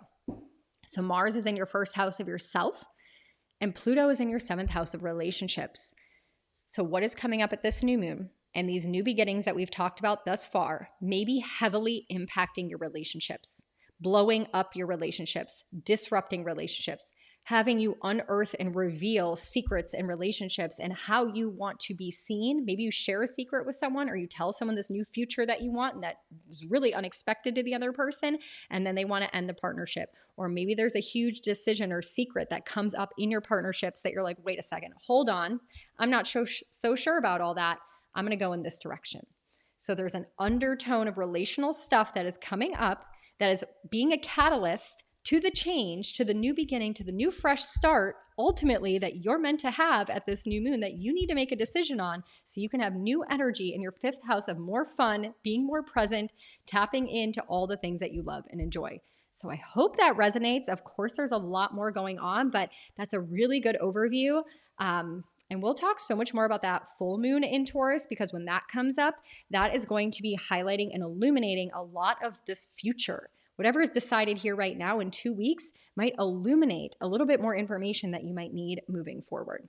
And to celebrate this new moon, I would love to see you on November 1st. I'm going to be doing a live plan with me right here on YouTube at 8 p.m. Eastern Standard Time, where we're going to sit and gather under this new moon and talk about the month ahead. I will also help you pull up your Google Calendar and categorize all the transits in November, and we will label them by color so you know what days we're going to have, for example, red energies where it's a little bit more contentious, days where we're going to have more positive and favorable energies. So when you are planning your November, you know if you need to rearrange anything in your calendar to align with the astro weather. So bring your calendar, bring your birth chart, bring your Google Calendar, have that open. If you have your 2024 Astrology Alchemy journal, bring that as well, as we'll be filling out the new moon journal prompts together. in the chat. You're more than welcome to ask me any type of astrology questions. I'll be answering any questions. Let's say, for example, you have a plan or something coming up in November and you want to know if it's a good day to participate in that event. I love being able to connect with you more. I feel like a lot of my YouTube videos are very one-sided, and once in a while you pop in the comments and I get to say hello. But as a relational astrologer, I am so passionate about not only building relationships with people, I love people, but also building community and connection. That's why I call us the Astro Family. In my Plan With Me videos that I'm going to start doing, this is only my second live, so give me grace, please. But ultimately want to build that Astro family where you can come and hang out with people who are like-minded using astrology to improve your life. Also, please don't forget that the 2025 Astrology Alchemy Journal, the pre-sale will end at the new moon in Scorpio. One, because I'm a Scorpio rising and I wanted to wait till the new moon to end the pre-sale, but also because it is 11/1/111, and it's just such a beautiful day to set new intentions, and we're going to do that under the new moon. So grab your copy of the 2025 Astrology Alchemy Journal. After the pre-sale ends, the price is going to go up and all the bonuses get erased. So if you want to grab a copy of that, you can head to the description box below, click the link. There's a whole page showing you examples and so much more. So I will see you hopefully on November 1st, and let me know if this reading resonated for you. So again, thank you, and I'm so grateful for you being here. If you have not subscribed yet, please subscribe. Come hang out with us in your Astro family through every video. And of course, if you are needing to book your 2025 Astro Forecast reading, I'm giving you another friendly reminder. You don't want to wait too long.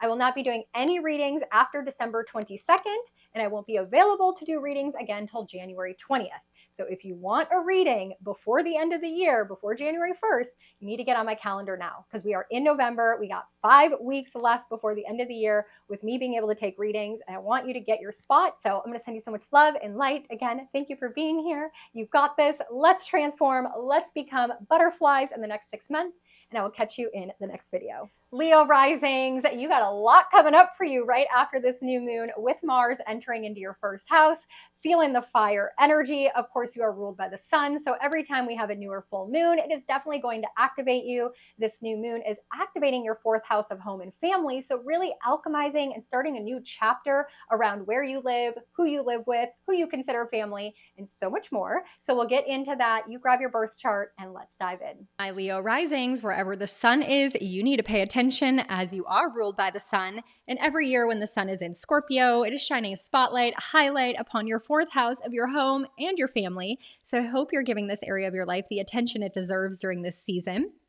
And of course, now is the new moon in Scorpio, so it is the time for you to set new intentions and bring fresh new energy into your home life, into your family, into property and real estate, your ancestry, all areas of life that you can explore and have new beginnings in. This could show up in ways where maybe you are deciding to leave your home and leave your apartment and find a new place to live. It could be even buying a new property or buying some land or looking into some of these, setting intentions, setting manifestation in these areas of your life, what you're desiring. It could be a new renovation project. It could be something as simple as DIYing your bathroom mirror, like just doing something so simple to set new, fresh energy in your home. Now, if none of those are on the table, but you still want new energy in your home life, this would be a beautiful new moon for you to do like a saging or cleansing ritual, to set up an altar in your home, to declutter your home, to just make your home a more beautiful space that feels so good under this new moon. Infuse that new energy. And of course, we've got Saturn trining this new moon, and he's teaching you lessons in your 8th house, the uncomfortable areas of life, and facing the things that you would rather shove down under the rug or in the closet, and now you got to deal with it. So this could be very closely connected to your home and your family life. What does this mean? How this could show up in so many different ways. So let's kind of go through an example. Saturn may be teaching you a really tough lesson right now financially, 8th house, around a loan or a debt. Maybe it's related to your home. Maybe you took out another mortgage on your home, or maybe you owe your landlord money. There could be something financially that's really challenging. And therefore, you're having to make a new decision, new moon, set new intentions of how and where you're going to live. And so maybe you decide, okay, I can't afford this apartment anymore. I got to leave and go into another apartment. Or maybe this home, the mortgage is so expensive, I'm going to have to let it go and put it on the market and get something more affordable. Or you set a new intention to call in a new home, and you get the new home, and then you have to take on the debt or loan and take on some more responsibility. Saturn in the 8th house. So it could go in either direction. Also, since the 4th house is home and family, the 8th house is money you share with another person. This could be roommate situations, getting a new roommate, maybe a new family member moves in. All of these things and so much more are possible. These are just some examples, but this new moon is really setting new energy in motion in your 4th house of home and family. Now, of course, we have Mercury in your 4th house. So maybe for the last few weeks, you've already been having a lot of conversations with your family. Maybe you've been learning about your ancestry. Maybe you've been learning about renovation projects, talking to real estate agents. Like all this mercurial stuff with your mind in your 4th house has already been going on. And right before this new moon, Uranus opposed Mercury, and Uranus brings disruption, sudden unexpected news, shocks, surprises in your career sector. So maybe you got some information at work on your career. Maybe no one's getting raises this year. Maybe you didn't get the promotion. Maybe you did get a promotion, and that is affecting your home and family life. If you got the promotion, great. You can sell your house and buy a bigger, better house. Maybe there's no, like I mentioned, no raises or bonuses this year. And so you realize the mortgage isn't going to be affordable anymore. Like something happened before this new moon or is happening energetically around your career, your reputation, your title, your legacy, something professionally that is impacting your home and family area of life. And you're having to make Saturn tough financial decisions. So if that's happening for you, my Leo rising, sending you so much love and light. But remember, it's a new moon, so this is an opportune time for new chapters and new beginnings. And what's happening right here, right now, is really going to start alchemizing and catalyzing the changes in store as we go into 2025. Now, keep moving on. We got a lot more going on here. Mars and Pluto are the landlords. They are the rulers of this new moon, and their undertones are going to dictate what new beginning, what new chapters are possible. Mars is in your 12th house of behind the scenes, and this deals with your mental, emotional, and energetic health. What is going on below the surface? What are your limiting beliefs? What is holding you back energetically? What are the stories you're telling yourself? What is your spiritual practices? Are you praying every morning? Are you having a gratitude or affirmation journal? Like what is going on behind the scenes? And Mars is asking you to make better decisions and to learn things and move forward on these behind the scenes spaces of your life because Pluto is ultimately transforming your day-to-day life. Pluto in the 6th house is his final moment to change the way in which you operate on your daily basis from the moment you wake up to the moment you go to bed. We need a shakeup. We need a disruption. It's not working for you. Example, maybe in your career, there was some shocking news and you work like 80 hours a week. You leave the house, you're gone all day. It's not good for your wellness.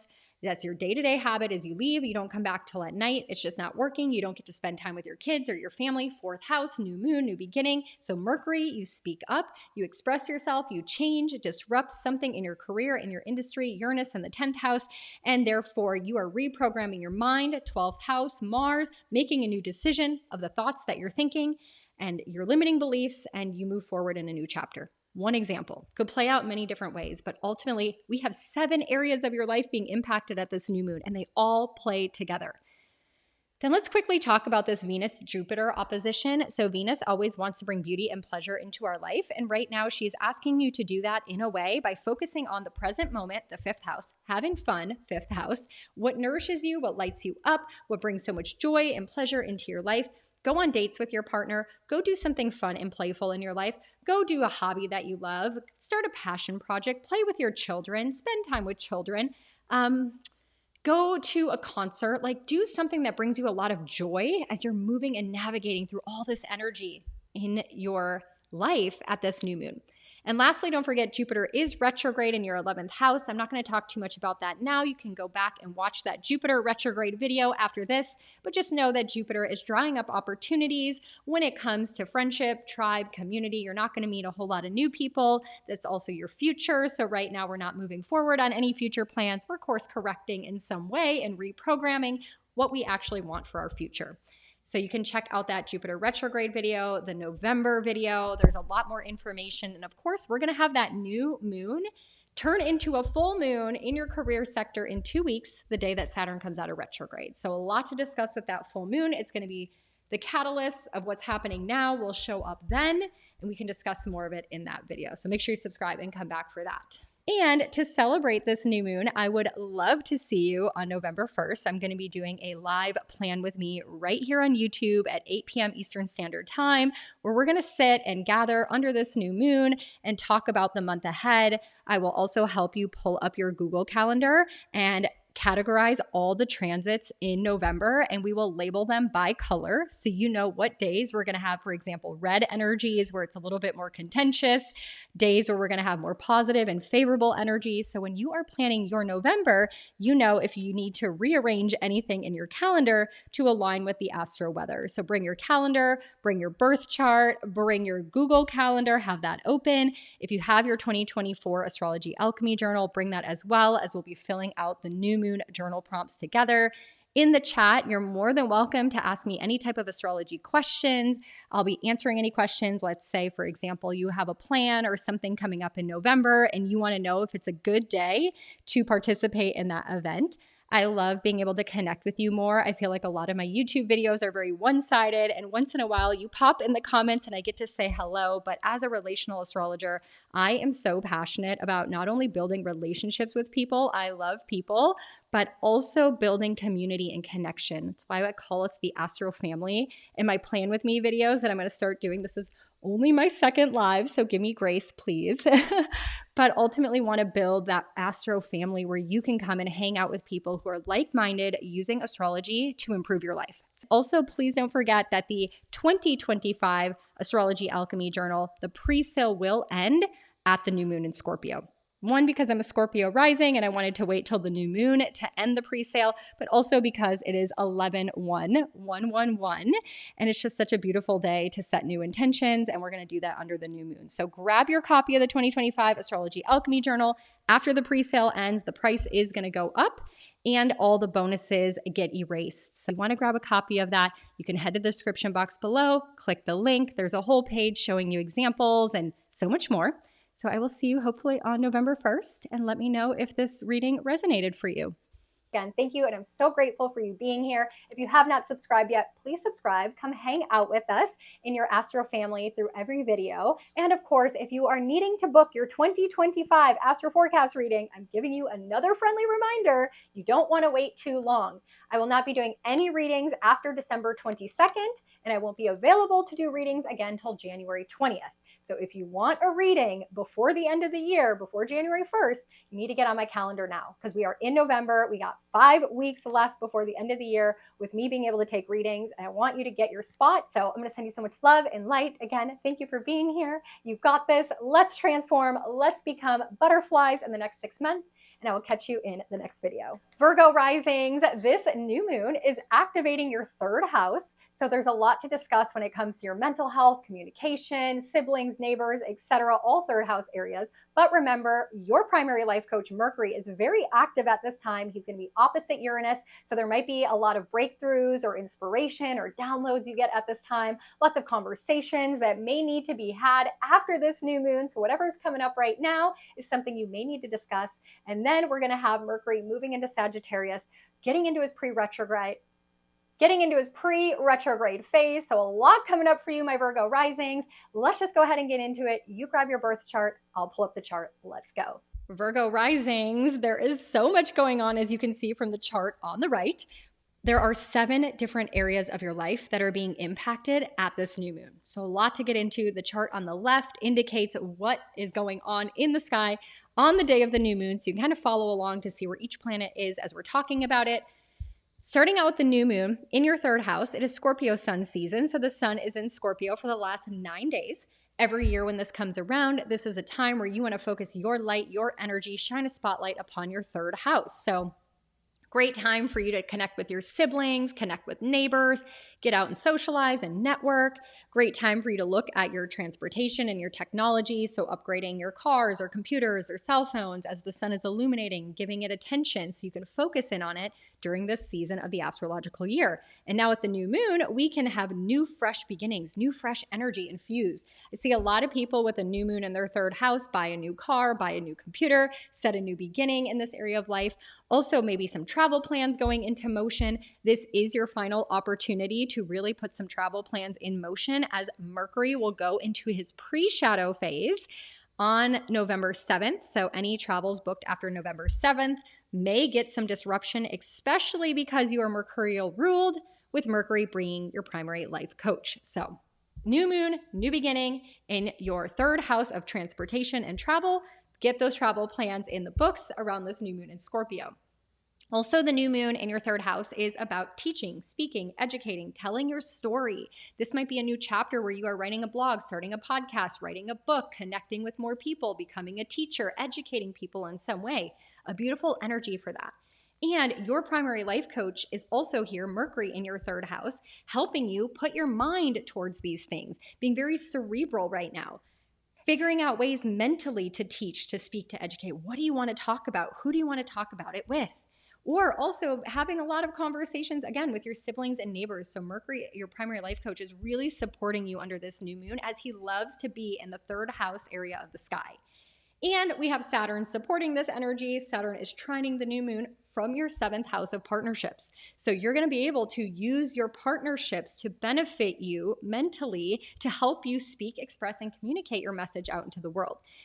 So making sure that you are doing the Saturn thing with your partnerships, committed, disciplined, responsible, having tough conversations, explaining what's going on in your life, having the ability to ask for help from people in your life at this new moon. So there is definitely some relational things that are coming up that you're having to make commitments to, or you're having to have tough conversations with people in your life, whether it's clients, business partners, your marriage partner, the person you're dating, your friends, in order for you to set this new beginning in motion in your third house.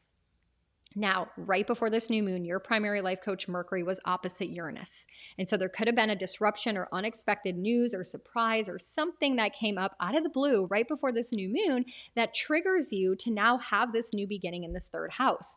Uranus is in your 9th house, so he has shaken up your beliefs, your philosophy, the way in which you view the world. The 9th house is all the street smarts and wisdom that you've gained by exploring and getting out of your comfort zone and trying out new things, from traveling or adventuring or being spontaneous. And so right now, what's coming up that is causing you to change your beliefs, to change your perspective, could be giving you the experience that you need to ultimately help and teach other people. And that could ultimately, with Saturn in the 7th house, benefit having more clients, benefit you and your business partnerships. So example of this could be, let's say you just went through a really crazy experience in your life, right? Uranus in the 9th house giving you street smarts, earth school experience that you're only going to get by living here. So you had a crazy thing happen in your life. Let's say you went on a travel adventure and there was all this chaos. You missed your flight, then there was these delays, and there was all this stuff going on, and you learned something. Now that you've learned it, Mercury in your 3rd house is helping you gather the information. Like, let's say your flight got canceled. So you had to rebook your flight. You had to deal with your credit card company and get insurance, and your baggage didn't come. And you learned all these little hacks and tips and tricks. Mercury in the 3rd house, right? The data, the facts, the analytics. And now, new moon, you're going to start a new Instagram or a blog on how to overcome travel hiccups. And it's not just a travel blog. It's like this new way, this disrupting the industry of how to deal with travel disruption. And now you go viral, and therefore 7th house Saturn, you create more partnerships, new clients, you get more people, unexpected people to come into your life based on this experience you just went through. So pay attention to what's coming up around this new moon. It's not coincidence. Then let's shift gears and talk about Mars and Pluto opposition. This is the undertone. This is the rumbling. This is what's going on below the surface that's sparking the catalyst of change, as Mars and Pluto are the rulers of this new moon. Mars in your 11th house, helping you make decisions, change things, strategize, game plan, left lane, move forward when it comes to your future, your hopes, your dreams, your wishes. What do you aspire your life to be? Mars has already been dealing with this. He is going to come back for almost 3 months, over 3 months in 2025. So we're circling back. But at this new moon, there is maybe a new future that you need to make a decision at this new moon about to get to where you want to go. And Pluto is causing the chaos, the disruption, blowing things up when it comes to your 5th house. What is holding you back from doing the thing that you love? The 5th house is fun and joy and romance and pleasure and just enjoyment. Where are you not enjoying life? So you have to make a massive change for your future that at this new moon is the new beginning, that you need to have a tough conversation with Saturn in your life because you want to teach people or take the experience of what you've already been through and share it with the world. That is like one example that can pull this all together. But just know that something is going on in your 5th and your 11th house with this Pluto Mars opposition that is the catalyst for change and helping you make a new decision at this new moon. And lastly, we've got the Venus-Jupiter opposition, the 3rd opposition in the sky. And Venus always says, here's where we can make our life more beautiful and pleasurable, to enjoy life more. She's in your 4th house of home and family. So make sure you focus in on beautifying your home, beautifying your spaces, spending time with people you love and your family, all beautiful opportunities at this new moon. Of course, she is opposite Jupiter, so there is going to be some retrograde energy. Go check out that Jupiter retrograde video for more details, but he is retrograde in your 10th house, so there is maybe less opportunity, less abundance going on when it comes to your career. Maybe you are getting less clients and you're having to course correct and you're having to shift what you teach, Jupiter, in your 10th house, in your career, in your professional life, and it's just disrupting and drying up, so something has to change here. Something has to shift in order for you to move forward and to make your life more beautiful and pleasurable. So a lot going on. Of course, go check out the November video as well for way more details. This is just the first day of the month, and there is a lot going on with this Mars-Pluto stuff, the Jupiter retrograde, a Mercury retrograde that is heavily going to impact you, and so much more. So definitely go check that out if you haven't yet. And of course, subscribe and come back because I will be posting next week the Mercury retrograde video to get you prepared as your primary life coach is going to retrograde. And like I said, his pre-shadow already begins on November 7th. So we got to start working with this energy to best prepare. And to celebrate this new moon, I would love to see you on November 1st. I'm going to be doing a live plan with me right here on YouTube at 8 p.m. Eastern Standard Time, where we're going to sit and gather under this new moon and talk about the month ahead. I will also help you pull up your Google Calendar and categorize all the transits in November, and we will label them by color so you know what days we're going to have, for example, red energies where it's a little bit more contentious, days where we're going to have more positive and favorable energies. So when you are planning your November, you know if you need to rearrange anything in your calendar to align with the astro weather. So bring your calendar, bring your birth chart, bring your Google Calendar, have that open. If you have your 2024 Astrology Alchemy Journal, bring that as well, as we'll be filling out the new moon journal prompts together. In the chat, you're more than welcome to ask me any type of astrology questions. I'll be answering any questions. Let's say, for example, you have a plan or something coming up in November and you want to know if it's a good day to participate in that event.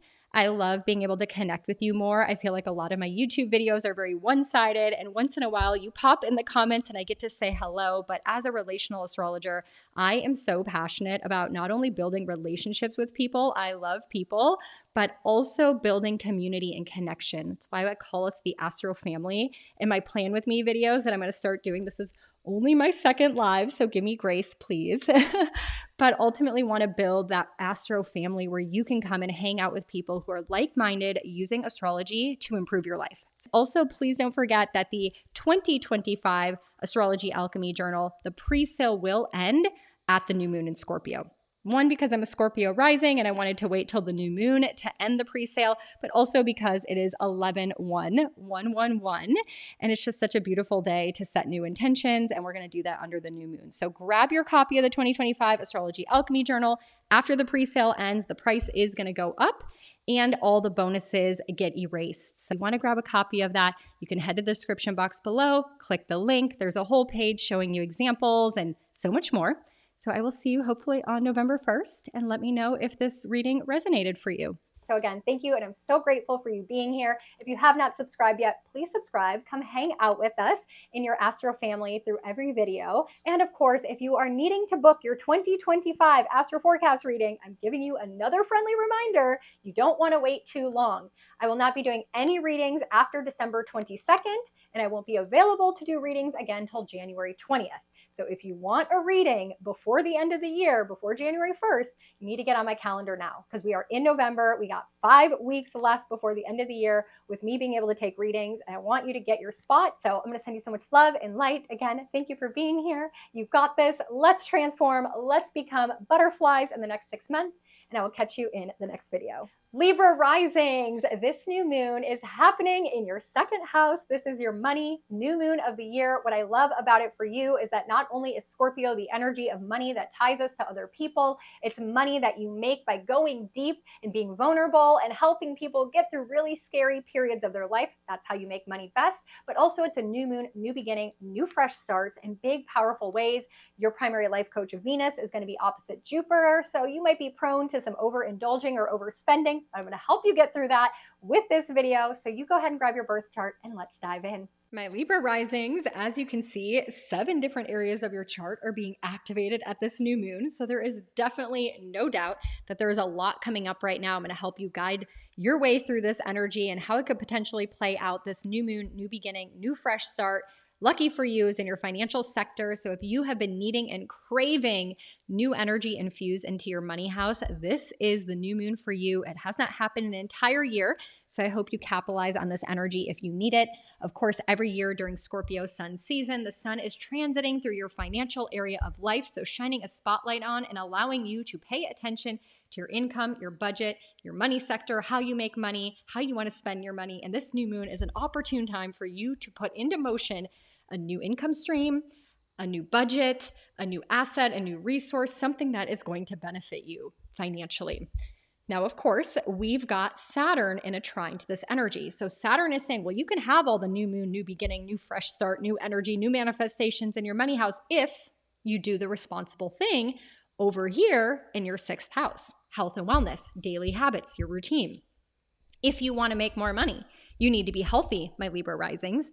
Saturn in your 6th house will teach you some tough love lessons, and I assure you, when he comes out of retrograde in 2 weeks at that full moon in Taurus, if you have not learned the Saturn lessons of creating a strong foundation around your health, he will serve the karma, or he will serve you the rewards, and that could benefit you financially. So I want you to get your health in order. Make sure your day-to-day life, your habits, your routines, all of that stuff has Saturn all over it.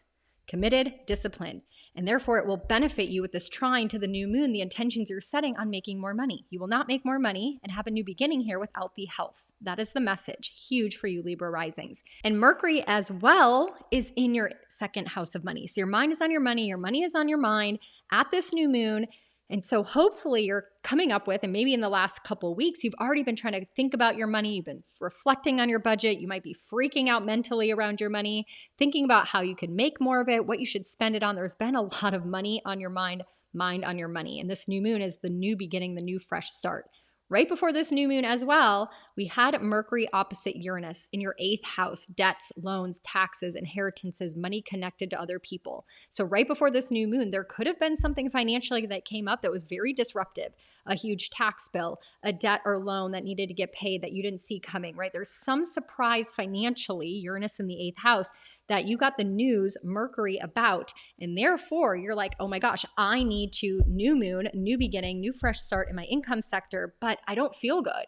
And so Saturn's saying, well, get your health in order and then you're going to feel better. And then we can have this new beginning based on this disruption or unexpected surprise financially that came up at this time.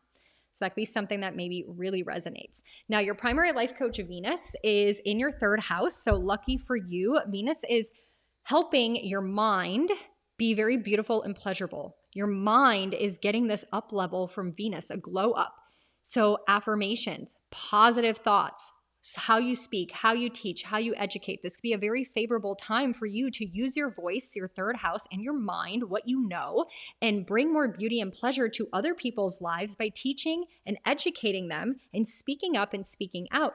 And that can benefit you in your income sector, as Venus is your primary life coach. Now, do remember that Jupiter is retrograde opposite in the 9th house. And so some of the things that you are mentally having to work on is Jupiter retrograde reprogramming what you already know and your perspective and view on life. So using your wisdom, using your lived experiences, using what you've already been through thus far on your journey here on Earth School, and then putting that into a format of where you can help someone else make their life more beautiful and pleasurable because you know what not to do, or you've already lived through a certain experience and you want to help someone else make their life more beautiful and pleasurable. And that could ultimately bring you the income you're looking for at this new moon. Now go back and watch that Jupiter retrograde video I put up if you haven't already, because there's so much more information on that in that video, because Jupiter's retrograde is going to last us all the way till February 4th. And then we have one last opposition in the sky. 3 oppositions at this new moon. Of course, there's so much going on right now.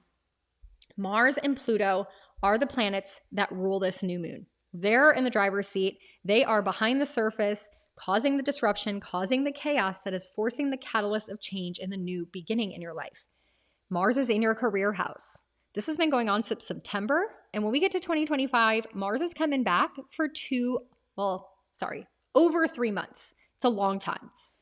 So Mars, making decisions, strategizing, game planning, new beginnings in your career. The title that you've been known for, what people have known you for in your business and your professional life, Mars is making a new decision. It's been 2 years since he's been here. And at this new moon where he is the ruler of it, he's saying, nope, we're changing, we're cutting, we're slicing, we're dicing, we're getting rid of an old career. We're making a huge change here. And Pluto's like, well, damn right. We're going to annihilate it. We're going to blow it up. We're going to get rid of it. And this is going to affect home and family, where you live, your family life, how much time you spend with your family. Whatever new career decision is going to impact your family. Maybe you get a career and it blows up and now you have to spend less time at home, and that's going to affect your family. Or something changes in your career and now either you work from home or you spend more time at home, or you're able to benefit your home, or something's changing undertone within the home and the family unit and your career at this time that marks the catalyst for change around needing more money or starting a new way of making money. So all of this ties together. Hopefully it makes sense. I know there's a lot going on right now, but I want you to pay attention to the Saturn lessons. That's going to be huge right now over the next 2 weeks as we're preparing for Saturn to come out of retrograde. Focus on your health, my Libra risings. And to celebrate this new moon, I would love to see you on November 1st. I'm going to be doing a live plan with me right here on YouTube at 8 p.m. Eastern Standard Time, where we're going to sit and gather under this new moon and talk about the month ahead. I will also help you pull up your Google Calendar and categorize all the transits in November, and we will label them by color so you know what days we're going to have, for example, red energies where it's a little bit more contentious, days where we're going to have more positive and favorable energies. So when you are planning your November, you know if you need to rearrange anything in your calendar to align with the astro weather. So bring your calendar, bring your birth chart, bring your Google Calendar, have that open. If you have your 2024 Astrology Alchemy Journal, bring that as well, as we'll be filling out the new moon journal prompts together.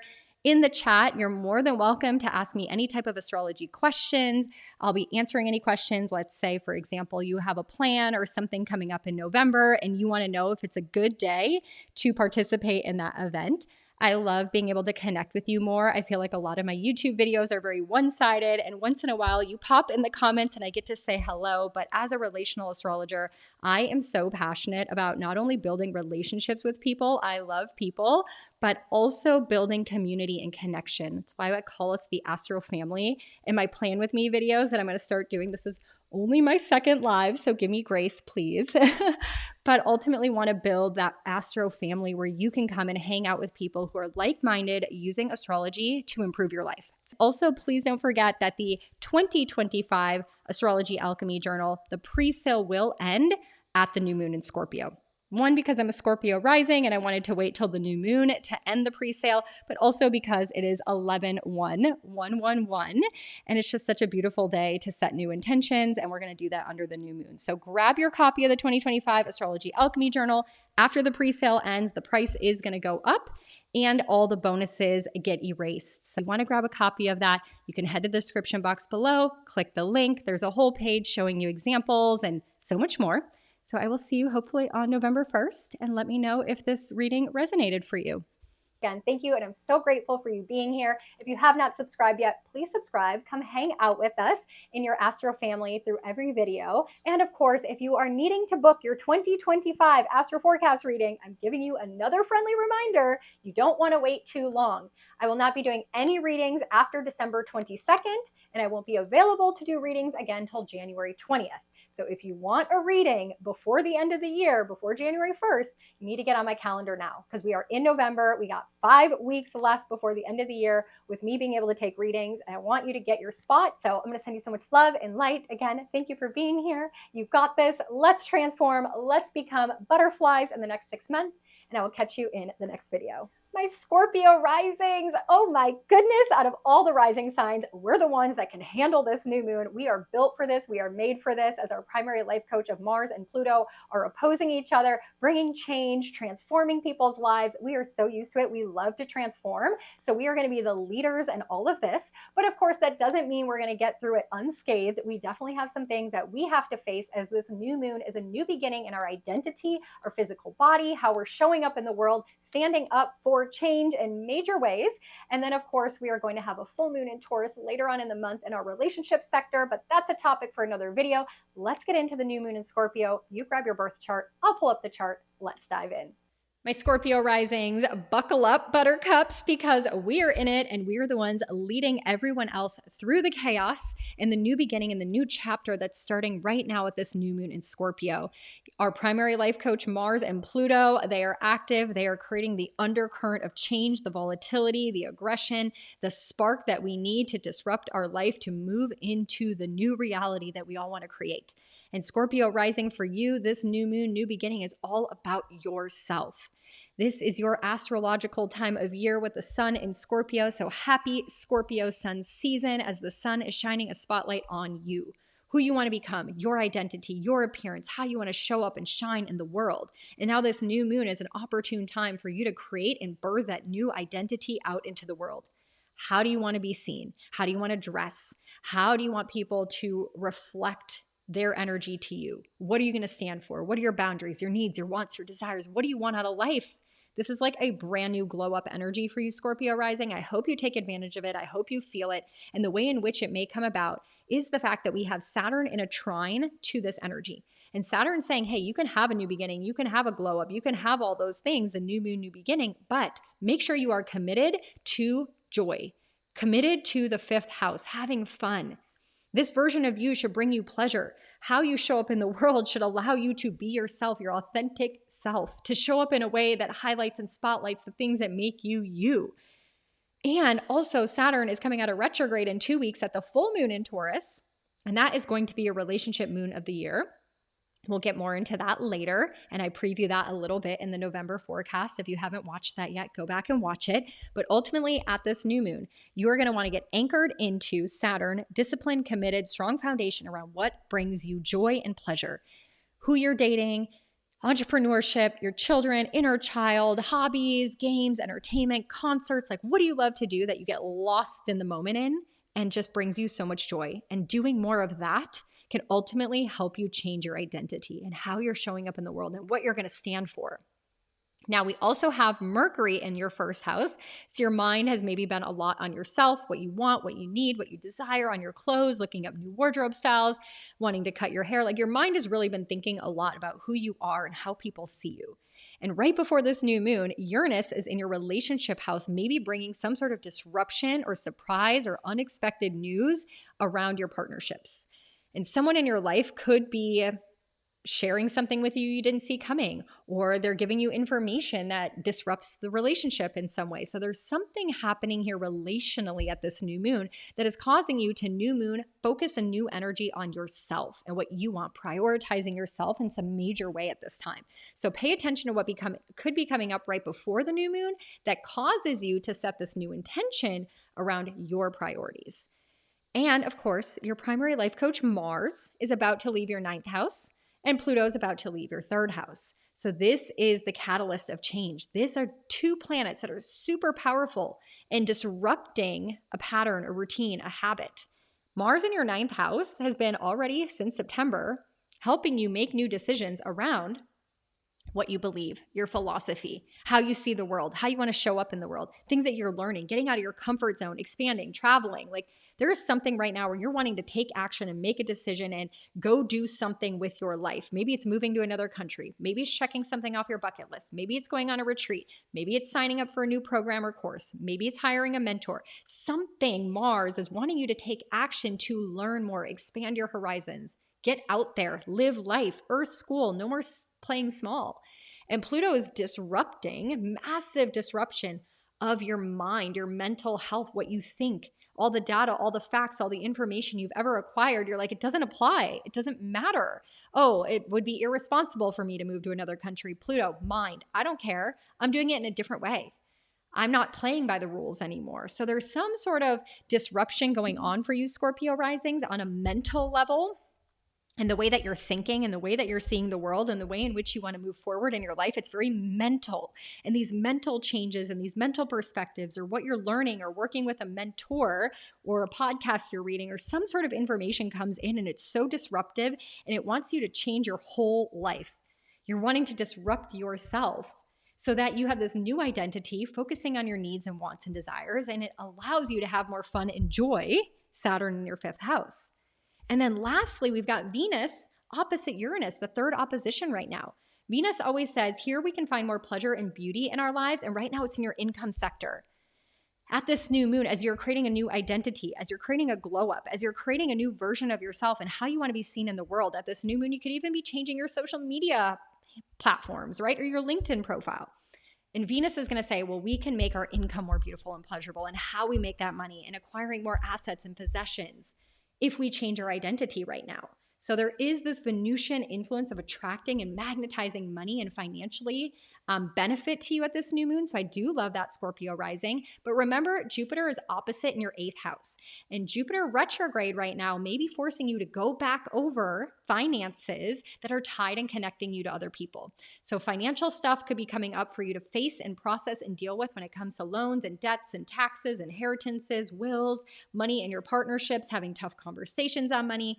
Go check out that Jupiter retrograde video I put up. I talk so much more about that and how long that's going to last till February 4th and how to work through all of that energy. But there's definitely a mental thing, a mental shift, a desire that you have that's coming up that changes how you want to interact with the world and how you want to be seen. Could be something surprising or liberating in a relationship, news or conversation in a partnership that forces you to up-level who you are and put your boundaries in place to focus on your joy and your pleasure, and ultimately can benefit you financially. So much energy going on, Scorpio risings. And as everyone's world is getting disrupted and everyone's starting a new chapter, a new moon, a new energy because of some sort of tough decision or unexpected thing that came up, Scorpio risings, you are made for this. You are made for change. You are good at transformation. You are good at letting things die off and be reborn in your life over and over again. And so as we're moving through this cycle, hold the light, hold the trust, move forward, be the example of how we can let things go and step into new. And although it's uncomfortable, we know on the other side, the light shines brighter. We know that once we go into our cocoon and we go through that really uncomfortable metamorphosis process, we will come out like a butterfly.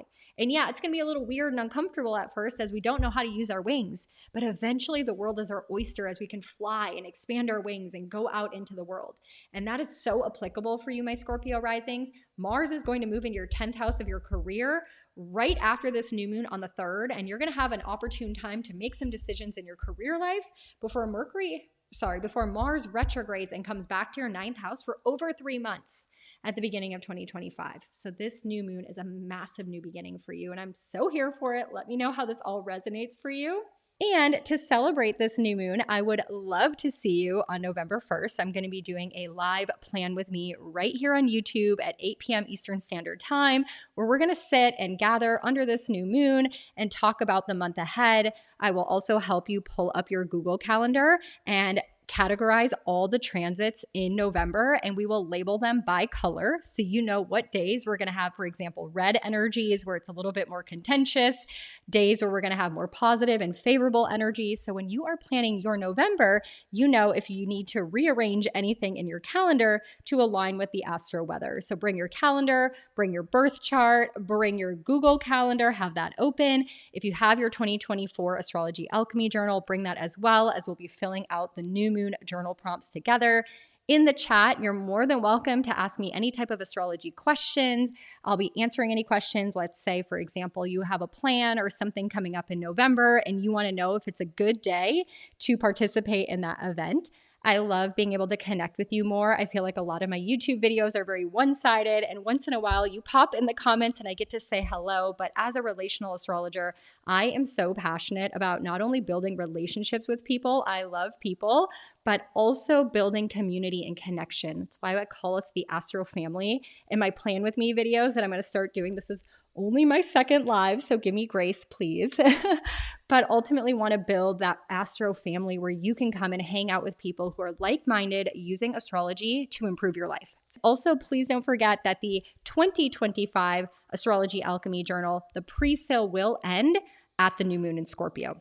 One, because I'm a Scorpio rising and I wanted to wait till the new moon to end the pre-sale, but also because it is 11/1/111, and it's just such a beautiful day to set new intentions, and we're going to do that under the new moon. So grab your copy of the 2025 Astrology Alchemy Journal.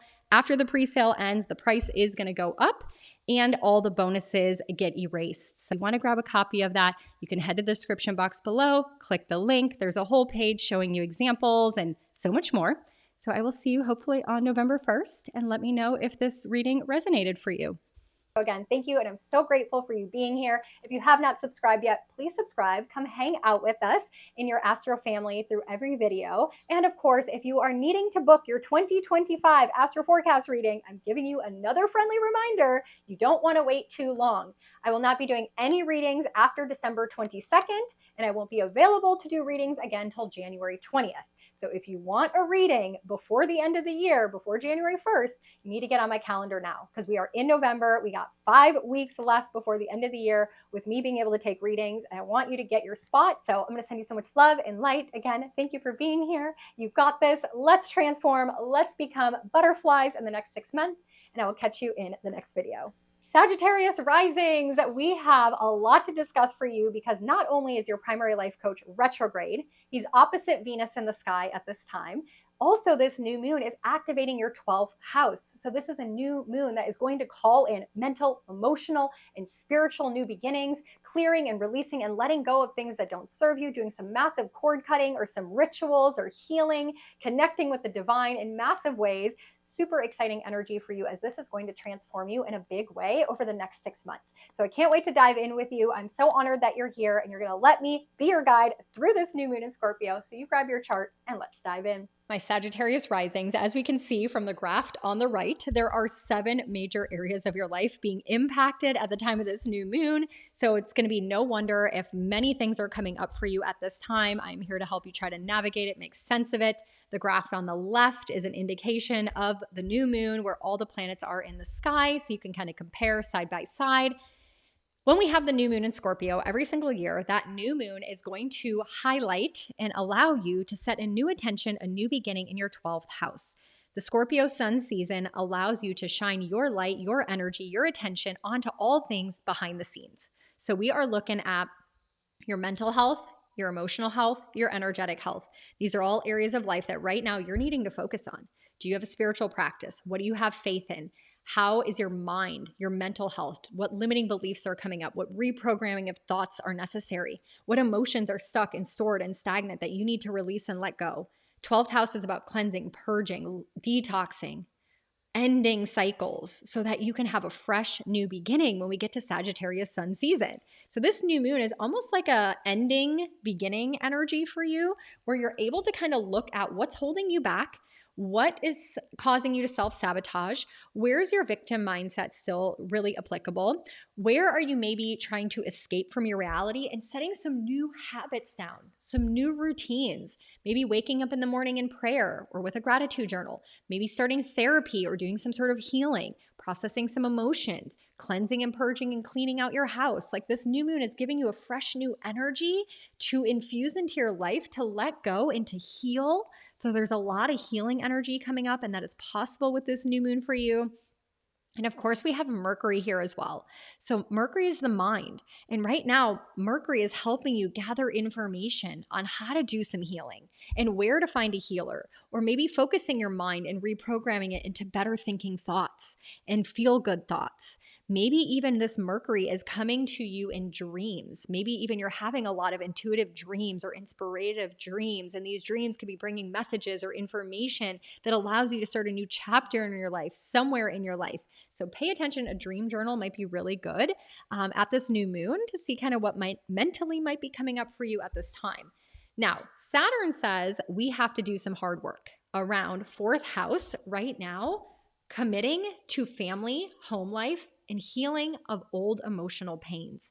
The 4th house deals with wounds from childhood, emotions from childhood. It deals with kind of these undertone issues, and Saturn's forcing you to create some structure in your family, in your home, by doing some healing, focusing in on the unspoken things within family units. So this could be like familial patterns of drinking and it passed down in your lineage, or womb healing that's been passed down in your lineage. And you're having to Saturn do the tough work, do the things to heal your family lineage. And the 12th house is the house of karma.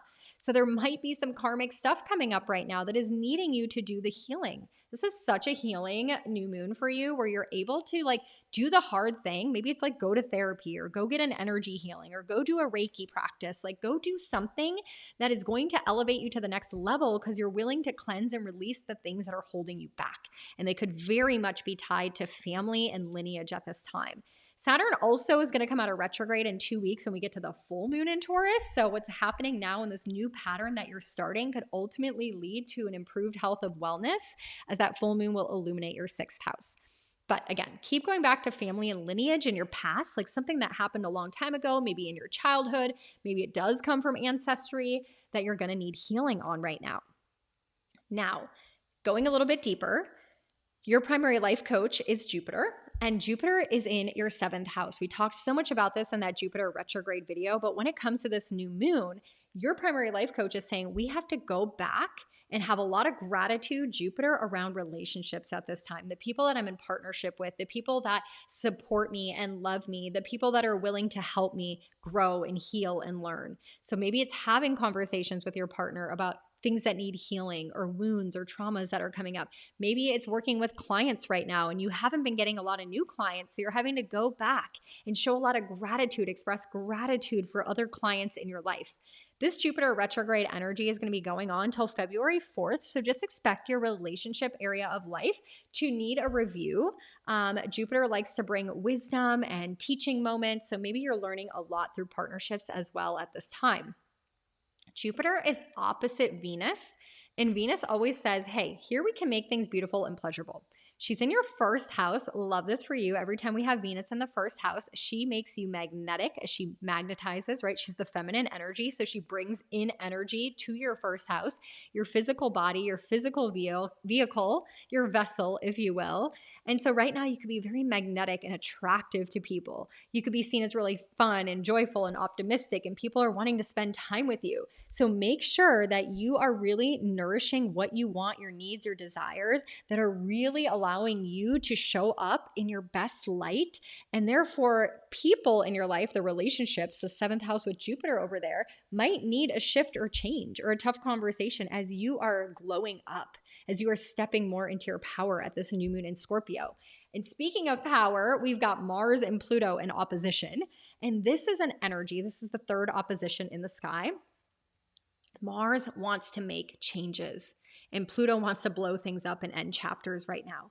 And so this is the rumbling, this is the undertone, this is the catalyst of the change that is going to cause the new beginning in our lives.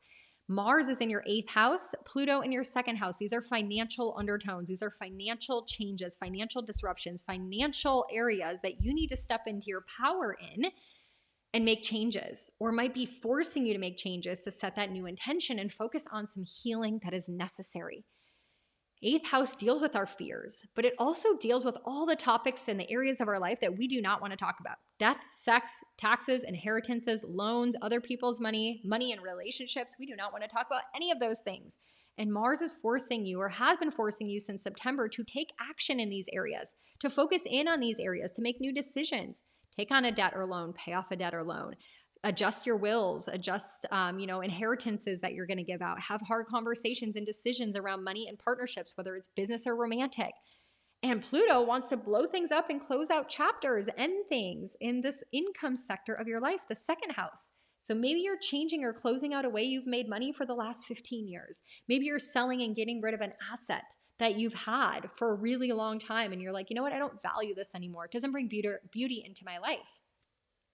So there's a financial undertone, a catalyst of change, if you will, something financially coming up that is forcing you at this new moon to focus in on your healing, your thoughts. How have you been sabotaging yourself financially? How have you been holding yourself back financially? What changes need to happen based on your mind, your energy, your emotions, and healing that is necessary at this time. So again, it goes back to the healing.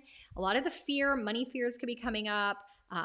Relationship stuff could be coming up where you're needing to lean into more gratitude. Again, there's a lot going on in this new moon with so many areas of your life being impacted. And it's just kind of the catalyst of change now that is going to move you into the new beginning and the new fresh start.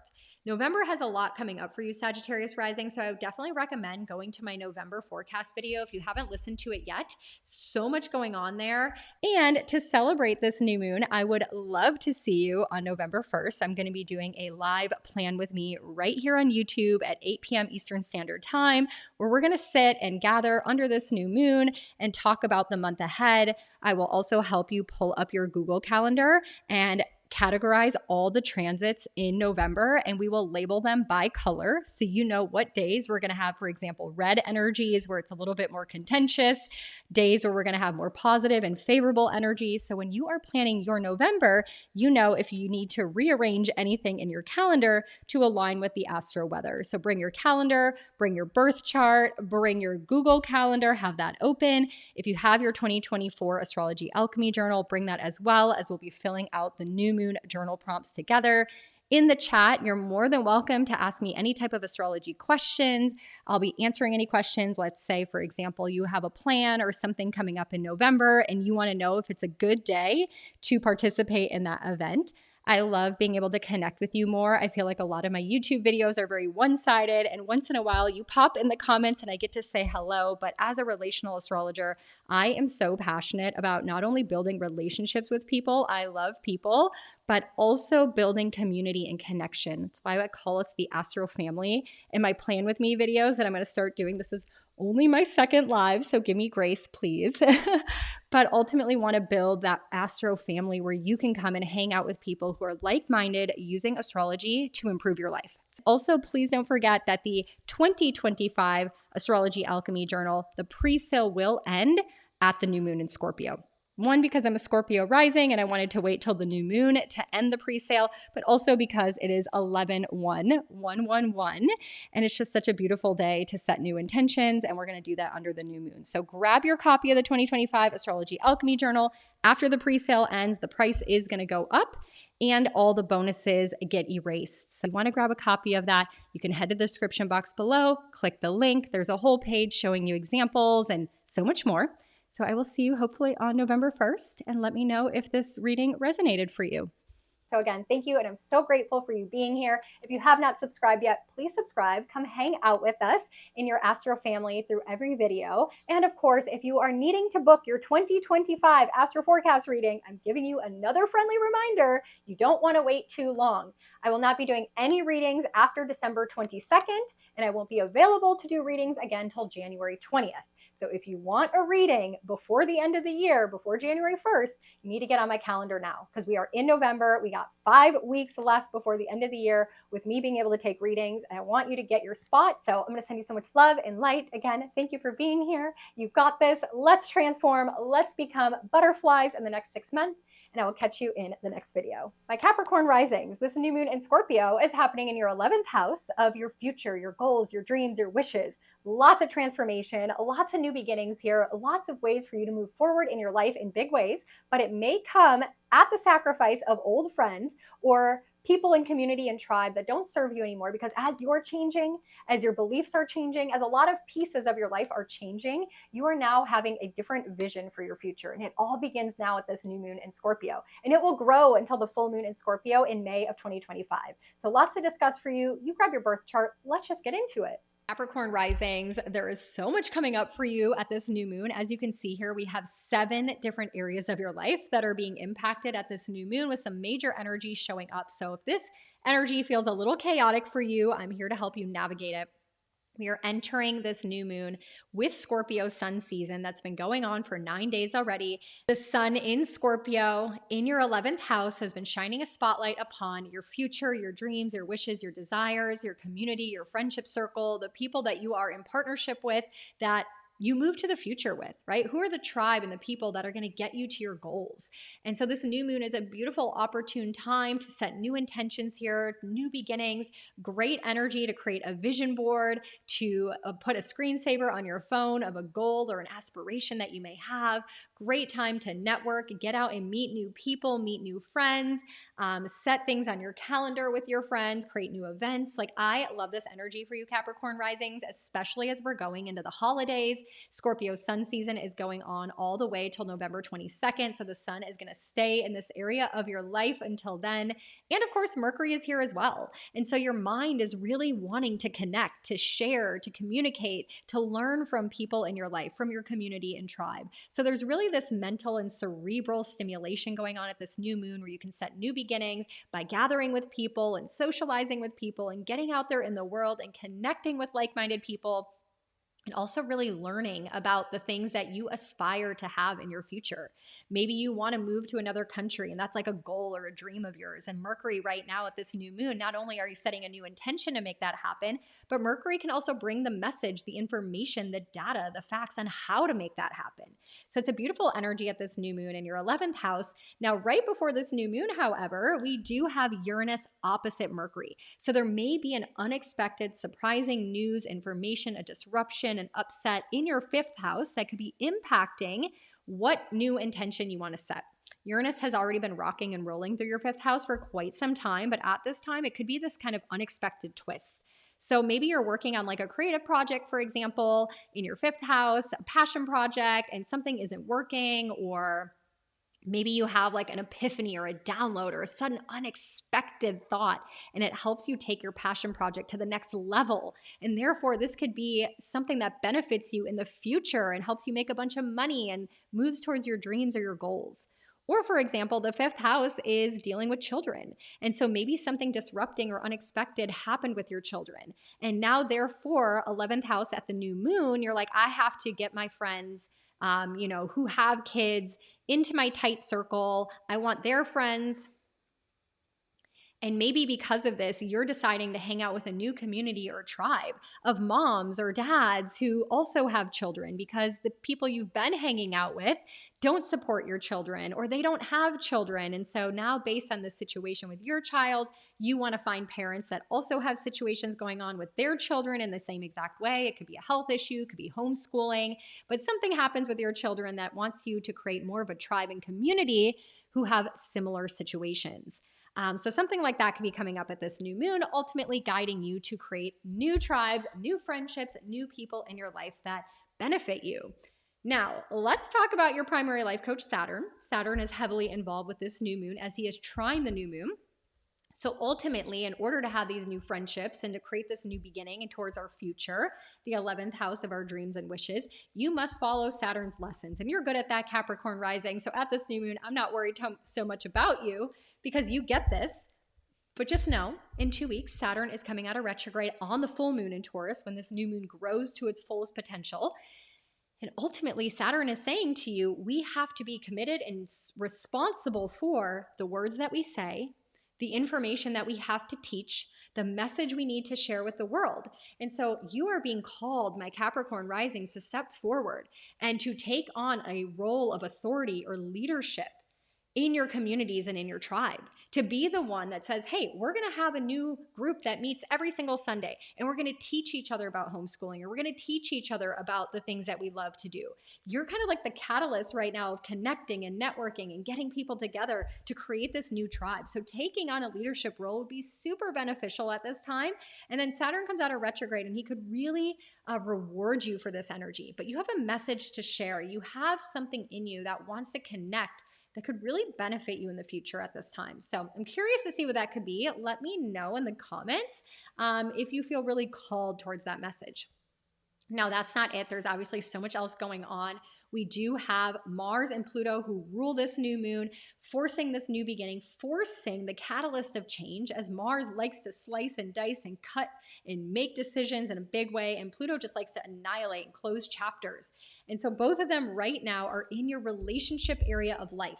No surprise, because we already have a lot going on when it comes to your community, your network, your tribe, the people you relate to. And Mars and Pluto are saying we need a shift. We need to make a change. Mars, make a decision in a relationship, in a partnership, your 7th house, making a huge decision around the people that don't serve you anymore, to leave them behind. And Pluto is transforming your identity, who you are, how you want to be seen. So there's a relational undertone going on here. How you relate to someone else and how that other person relates to you. And something is forcing some change that ultimately may lead you into a new tribe, a new community of people who have similar situations going on, and you become the leader and the authority to create that change. So pay attention to what's coming up in your relationships, one-on-one, intimate connections that is forcing you to have this new beginning. I'm going to give you one example. Let's say Mars, you're making a decision to end a marriage, 7th house partnership, and therefore you need a new community, a new tribe of people because the friends that you were friends with your partner can no longer be your friends. And so new moon, new beginning, you're seeking out new tribes of people. And it's been hard to find tribes of people. So you decide 3rd house, communication, education, taking on a role of leadership and building a network of people who are newly single. And that could be on social media, it could be in person, and you're creating this new community. And ultimately, you got that disruptive message from Uranus in your 5th house regarding your children, regarding your romance, regarding your pleasure. And that information was so disrupting, and therefore, this new beginning needs to happen, right?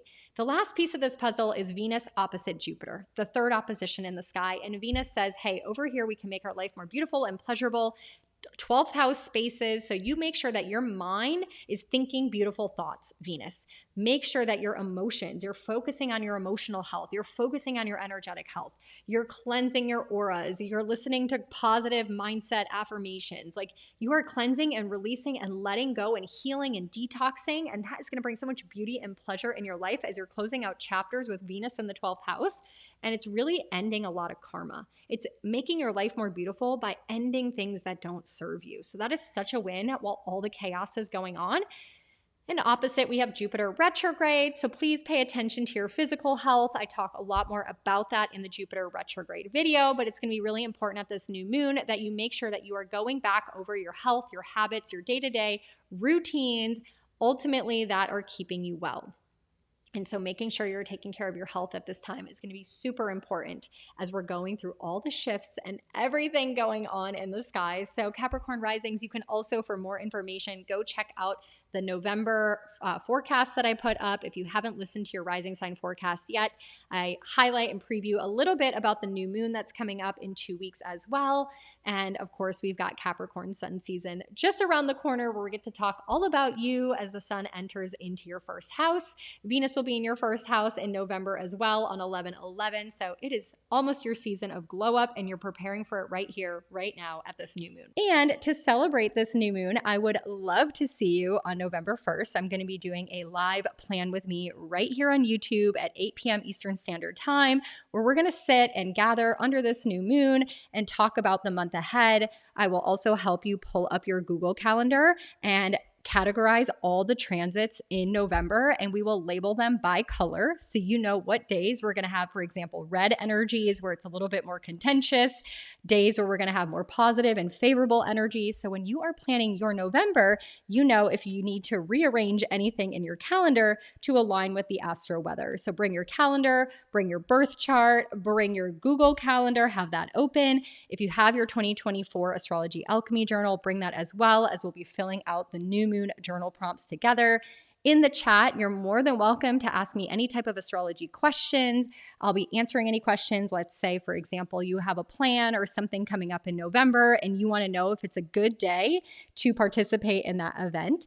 I love being able to connect with you more. I feel like a lot of my YouTube videos are very one-sided, and once in a while you pop in the comments and I get to say hello. But as a relational astrologer, I am so passionate about not only building relationships with people, I love people, but also building community and connection. That's why I call us the Astro Family in my Plan With Me videos that I'm going to start doing. This is only my 2nd live, so give me grace, please.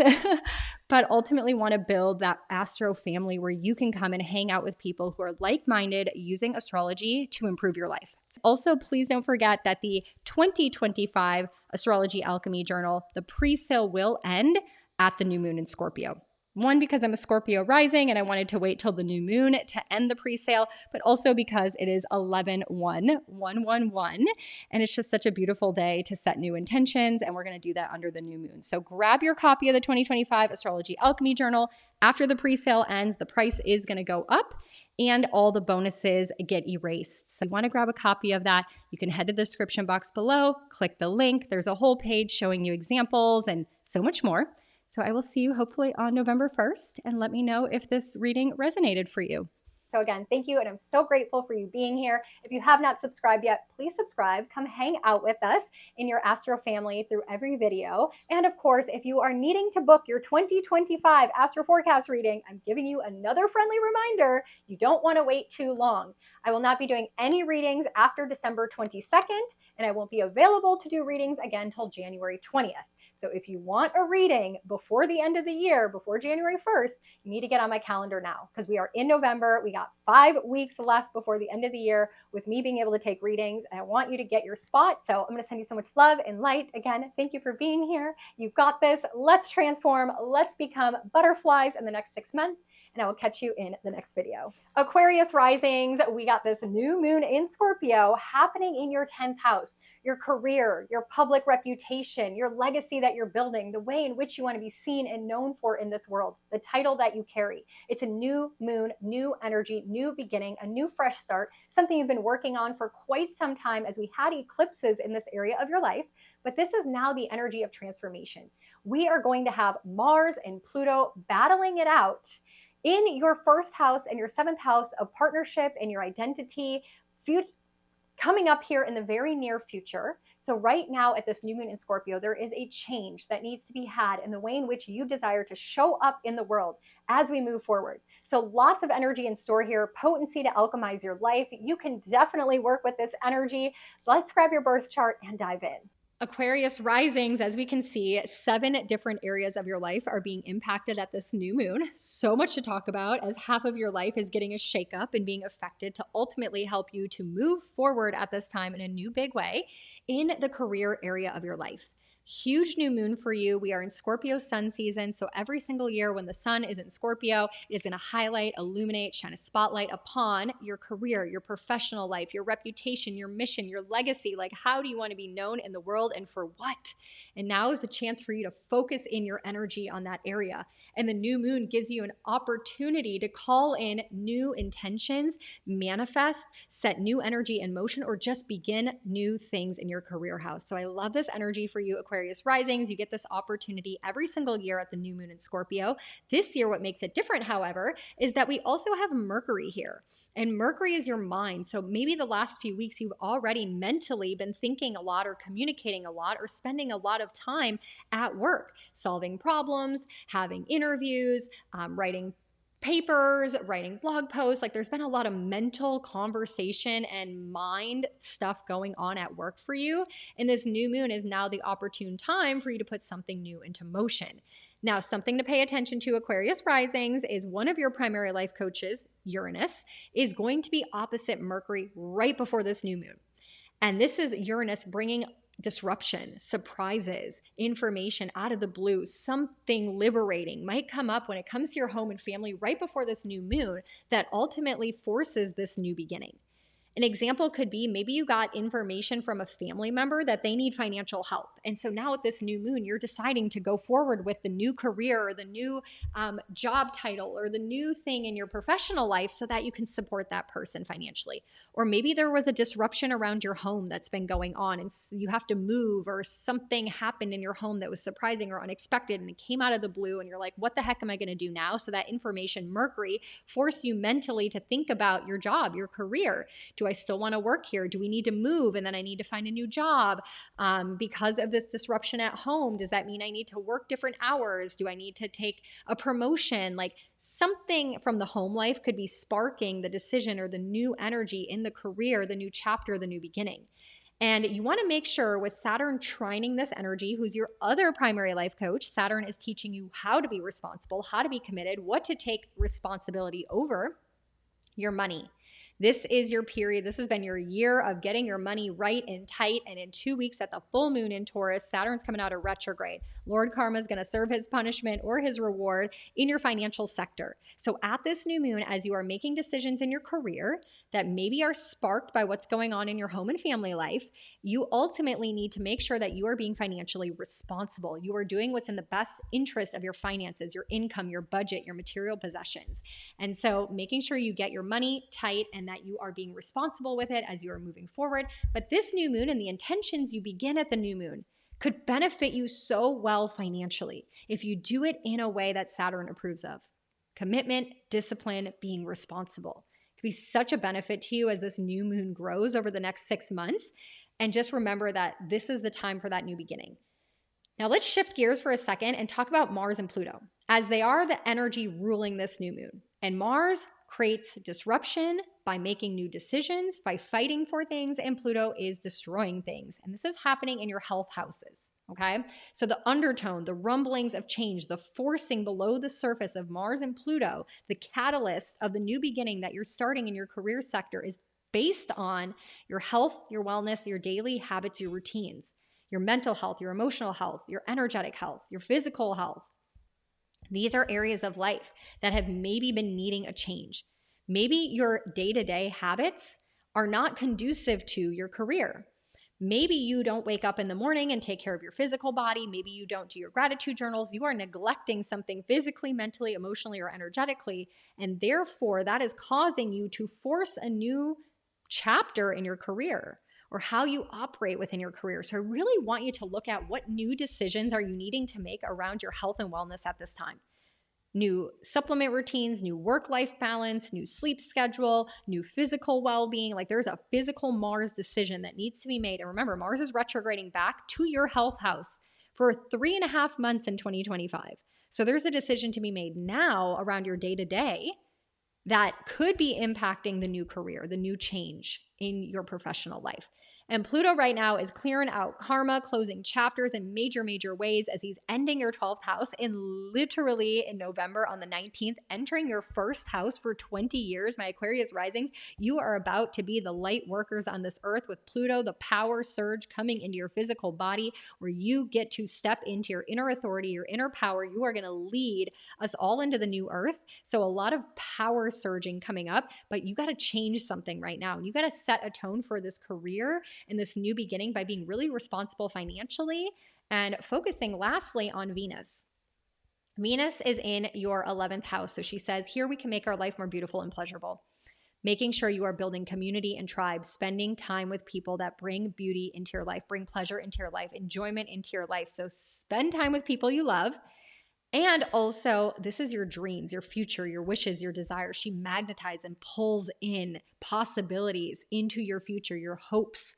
Making a vision board right now would be excellent. Spending time with people that already have some of the dreams and goals accomplished that you would like to would be super beneficial right now. And lastly, do not forget that Jupiter is retrograde in your 5th house of joy and fun. So some of those things might dry up. It might not be such an easy breezy time for you. Go back and listen to that Jupiter retrograde video for way more details. But just know that there might not be as much good energy or good time going on, that it's more about anchoring in, being responsible, doing the hard things, and changing your life in a big way, and a new beginning ultimately in this career professional area of your life. And to celebrate this new moon, I would love to see you on November 1st. I'm going to be doing a live plan with me right here on YouTube at 8 p.m. Eastern Standard Time, where we're going to sit and gather under this new moon and talk about the month ahead. I will also help you pull up your Google Calendar and categorize all the transits in November, and we will label them by color so you know what days we're going to have, for example, red energies where it's a little bit more contentious, days where we're going to have more positive and favorable energies. So when you are planning your November, you know if you need to rearrange anything in your calendar to align with the astro weather. So bring your calendar, bring your birth chart, bring your Google Calendar, have that open. If you have your 2024 Astrology Alchemy Journal, bring that as well, as we'll be filling out the new moon journal prompts together. In the chat, you're more than welcome to ask me any type of astrology questions. I'll be answering any questions. Let's say, for example, you have a plan or something coming up in November and you want to know if it's a good day to participate in that event. I love being able to connect with you more. I feel like a lot of my YouTube videos are very one-sided, and once in a while you pop in the comments and I get to say hello. But as a relational astrologer, I am so passionate about not only building relationships with people, I love people, but also building community and connection. That's why I call us the Astro Family. In my Plan With Me videos that I'm going to start doing, this is only my second live, so give me grace, please. But ultimately want to build that Astro Family where you can come and hang out with people who are like-minded using astrology to improve your life. Also, please don't forget that the 2025 Astrology Alchemy Journal, the pre-sale will end at the new moon in Scorpio. One, because I'm a Scorpio rising and I wanted to wait till the new moon to end the pre-sale, but also because it is 11/1/111, and it's just such a beautiful day to set new intentions, and we're going to do that under the new moon. So grab your copy of the 2025 Astrology Alchemy Journal. After the pre-sale ends, the price is going to go up and all the bonuses get erased. So if you want to grab a copy of that, you can head to the description box below, click the link. There's a whole page showing you examples and so much more. So I will see you hopefully on November 1st, and let me know if this reading resonated for you.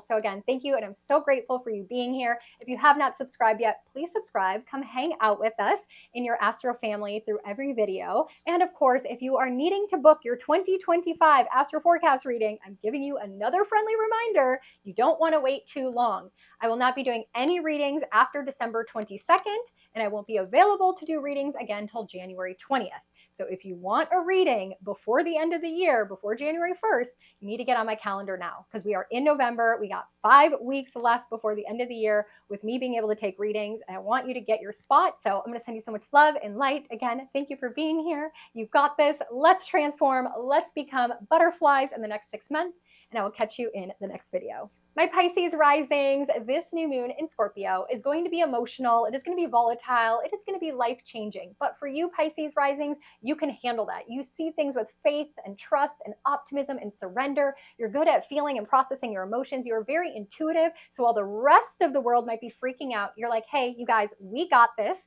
So I'm so grateful for you Pisces risings, and I'm grateful for you being here today and allowing me to walk you through this new moon in Scorpio. So let's just go ahead and dive into it. You grab your birth chart. I'll pull up the chart. Let's go. Pisces risings, we have a lot to get into as this new moon is activating 7 different areas of your life. So a lot going on at this time that is disrupting and also forcing you into the new moon, new beginning energy.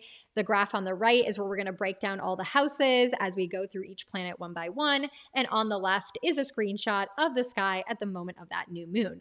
Now, as we look at the new moon energy in your 9th house, we are in Scorpio sun season. The sun has been here for 9 days already. The sun shines a spotlight on and illuminates your 9th house every single year as it journeys through Scorpio. And so this is focusing your energy, your light onto things like your exploration, travel, adventure, gaining wisdom, gaining knowledge, your street smarts, getting out of your comfort zone, traveling to other countries, learning about other things, hiring a mentor, going back to school. What do you know that is true in life because you lived it? All of your lived experiences. And this new moon is a beautiful time for you to set new intentions around what do you still want to learn? Where do you still want to travel? Where do you want to go?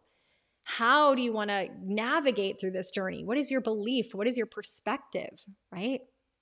Also a beautiful new moon for you to go on a retreat or set a retreat in motion, to plan a retreat, plan upcoming travel, go back to school, hire a mentor, learn something. This is the house of publishing and educating other people. So maybe there's something you've been wanting to share out into the world based on your own lived experiences, checking things off your bucket list. All of these things could be the new moon, new intentions that you set at this time. Manifest some of these things into your life, into your experience.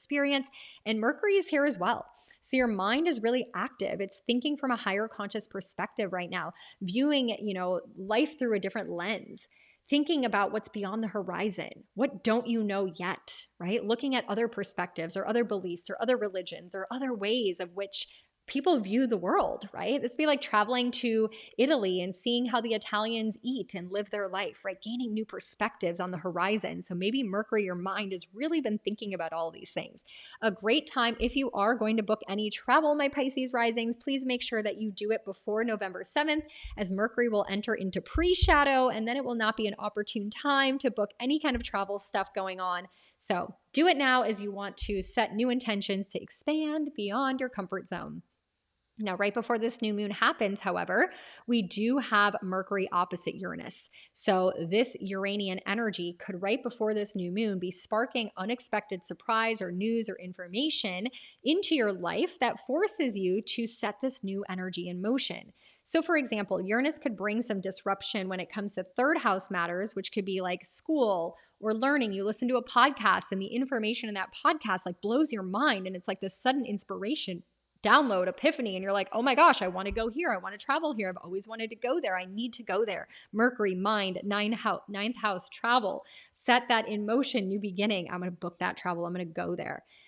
The third house also deals a lot with like our neighbors, our siblings, our network, the people we communicate with. So maybe you meet someone that's like very liberating and they're very free and they've traveled the entire world and they tell you about somewhere that they've gone or done or a bucket list item like, I don't know, skydiving. They tell you something, some news or information comes into your world through a conversation or learning something that literally expands your mind. It's like the emoji of like the mind blowing up. Like that's what's happening for you at this new moon that is like really expanding your perspective, taking you to a higher level of consciousness. I am so here for you Pisces risings because you can so vibe with that energy with your primary life coaches being Jupiter and Neptune, and they are very expansive and explorative energies. Now, let's talk about your primary life coaches. We've got Neptune, obviously in your 7th house of relationships with Saturn. Saturn is trining this new moon. And so it's supporting the new beginning, the new fresh starts, as long as you are doing the Saturnian tough love energy in your partnerships. Being committed, being disciplined, having tough conversations in your partnerships. If you want to travel, if you want to expand out of your comfort zones, if you want to be unconventional, if you want to, explore things, you're going to have some conversations with the people you're in partnership with. Let's say you want to go on a travel adventure. Well, you're going to have to make sure that your partner wants to go with you. If you are in a relationship, or maybe you have clients and you're going to have to converse with your clients about a new mentorship program that you're offering because you want to teach other people or publish things. So you're having conversations with people you are in client business relationships with. Maybe even in friendships, you're committing to a friendship and you're saying, hey, you've always wanted to travel here. I'm ready to go there. Let's go together. So something in your partnerships is helping you ultimately get to this new moon, new beginning energy, this new fresh start that you're beginning. And Neptune is allowing you to just really take those relationships to that next level through this new moon energy. Now, their other primary life coach is Jupiter, and he's in your 4th house of home and family. He is retrograding, so make sure you listen to my Jupiter retrograde video as this impacting you the most, my Pisces risings.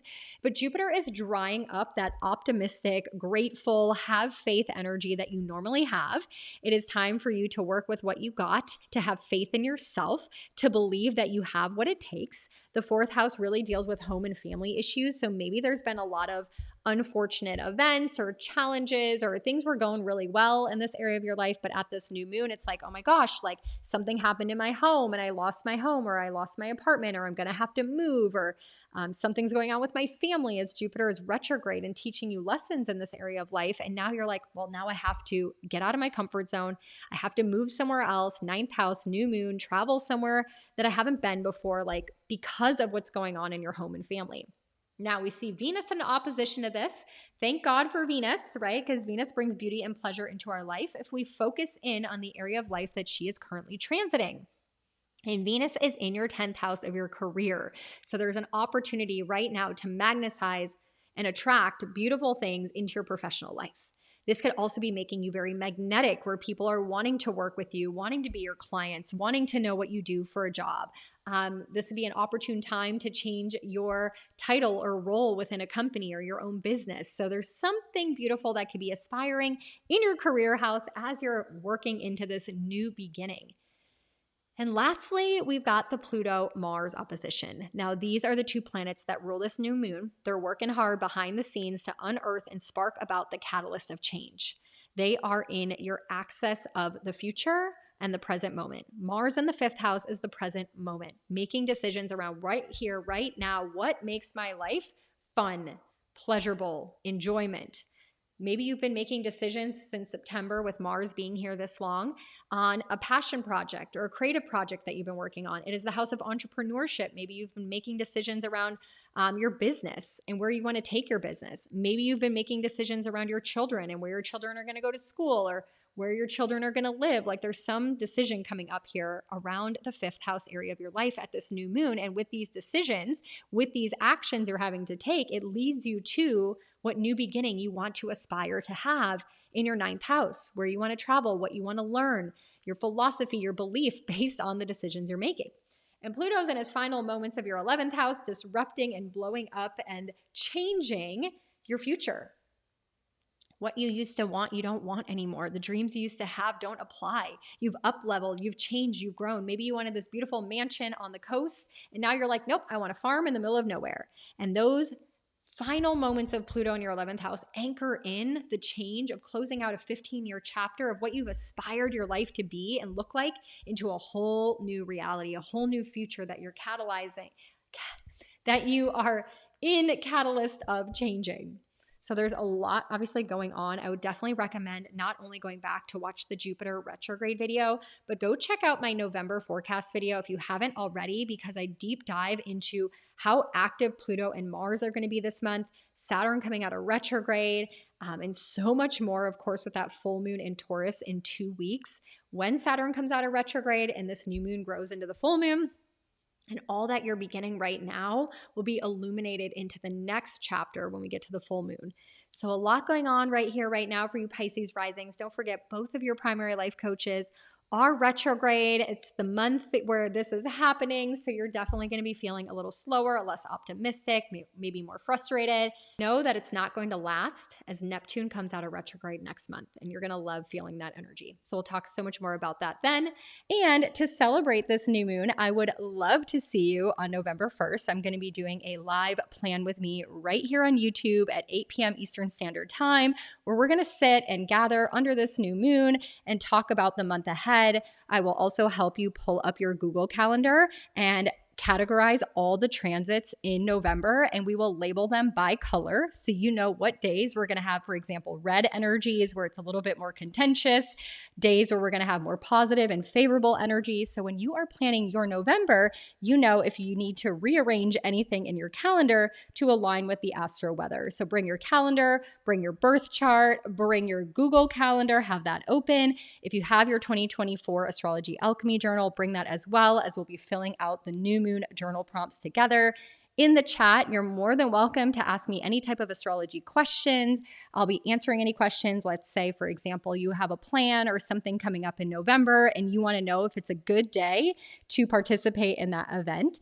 I love being able to connect with you more. I feel like a lot of my YouTube videos are very one-sided, and once in a while you pop in the comments and I get to say hello. But as a relational astrologer, I am so passionate about not only building relationships with people, I love people, but also building community and connection. That's why I call us the Astro Family in my Plan With Me videos that I'm going to start doing. This is only my second live, so give me grace, please.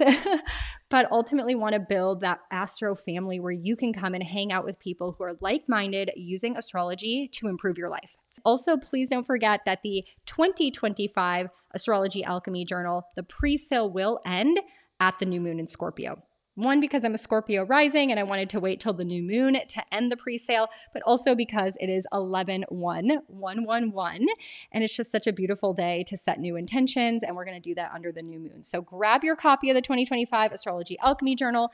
After the pre-sale ends, the price is going to go up and all the bonuses get erased. So if you want to grab a copy of that, you can head to the description box below, click the link. There's a whole page showing you examples and so much more. So I will see you hopefully on November 1st, and let me know if this reading resonated for you.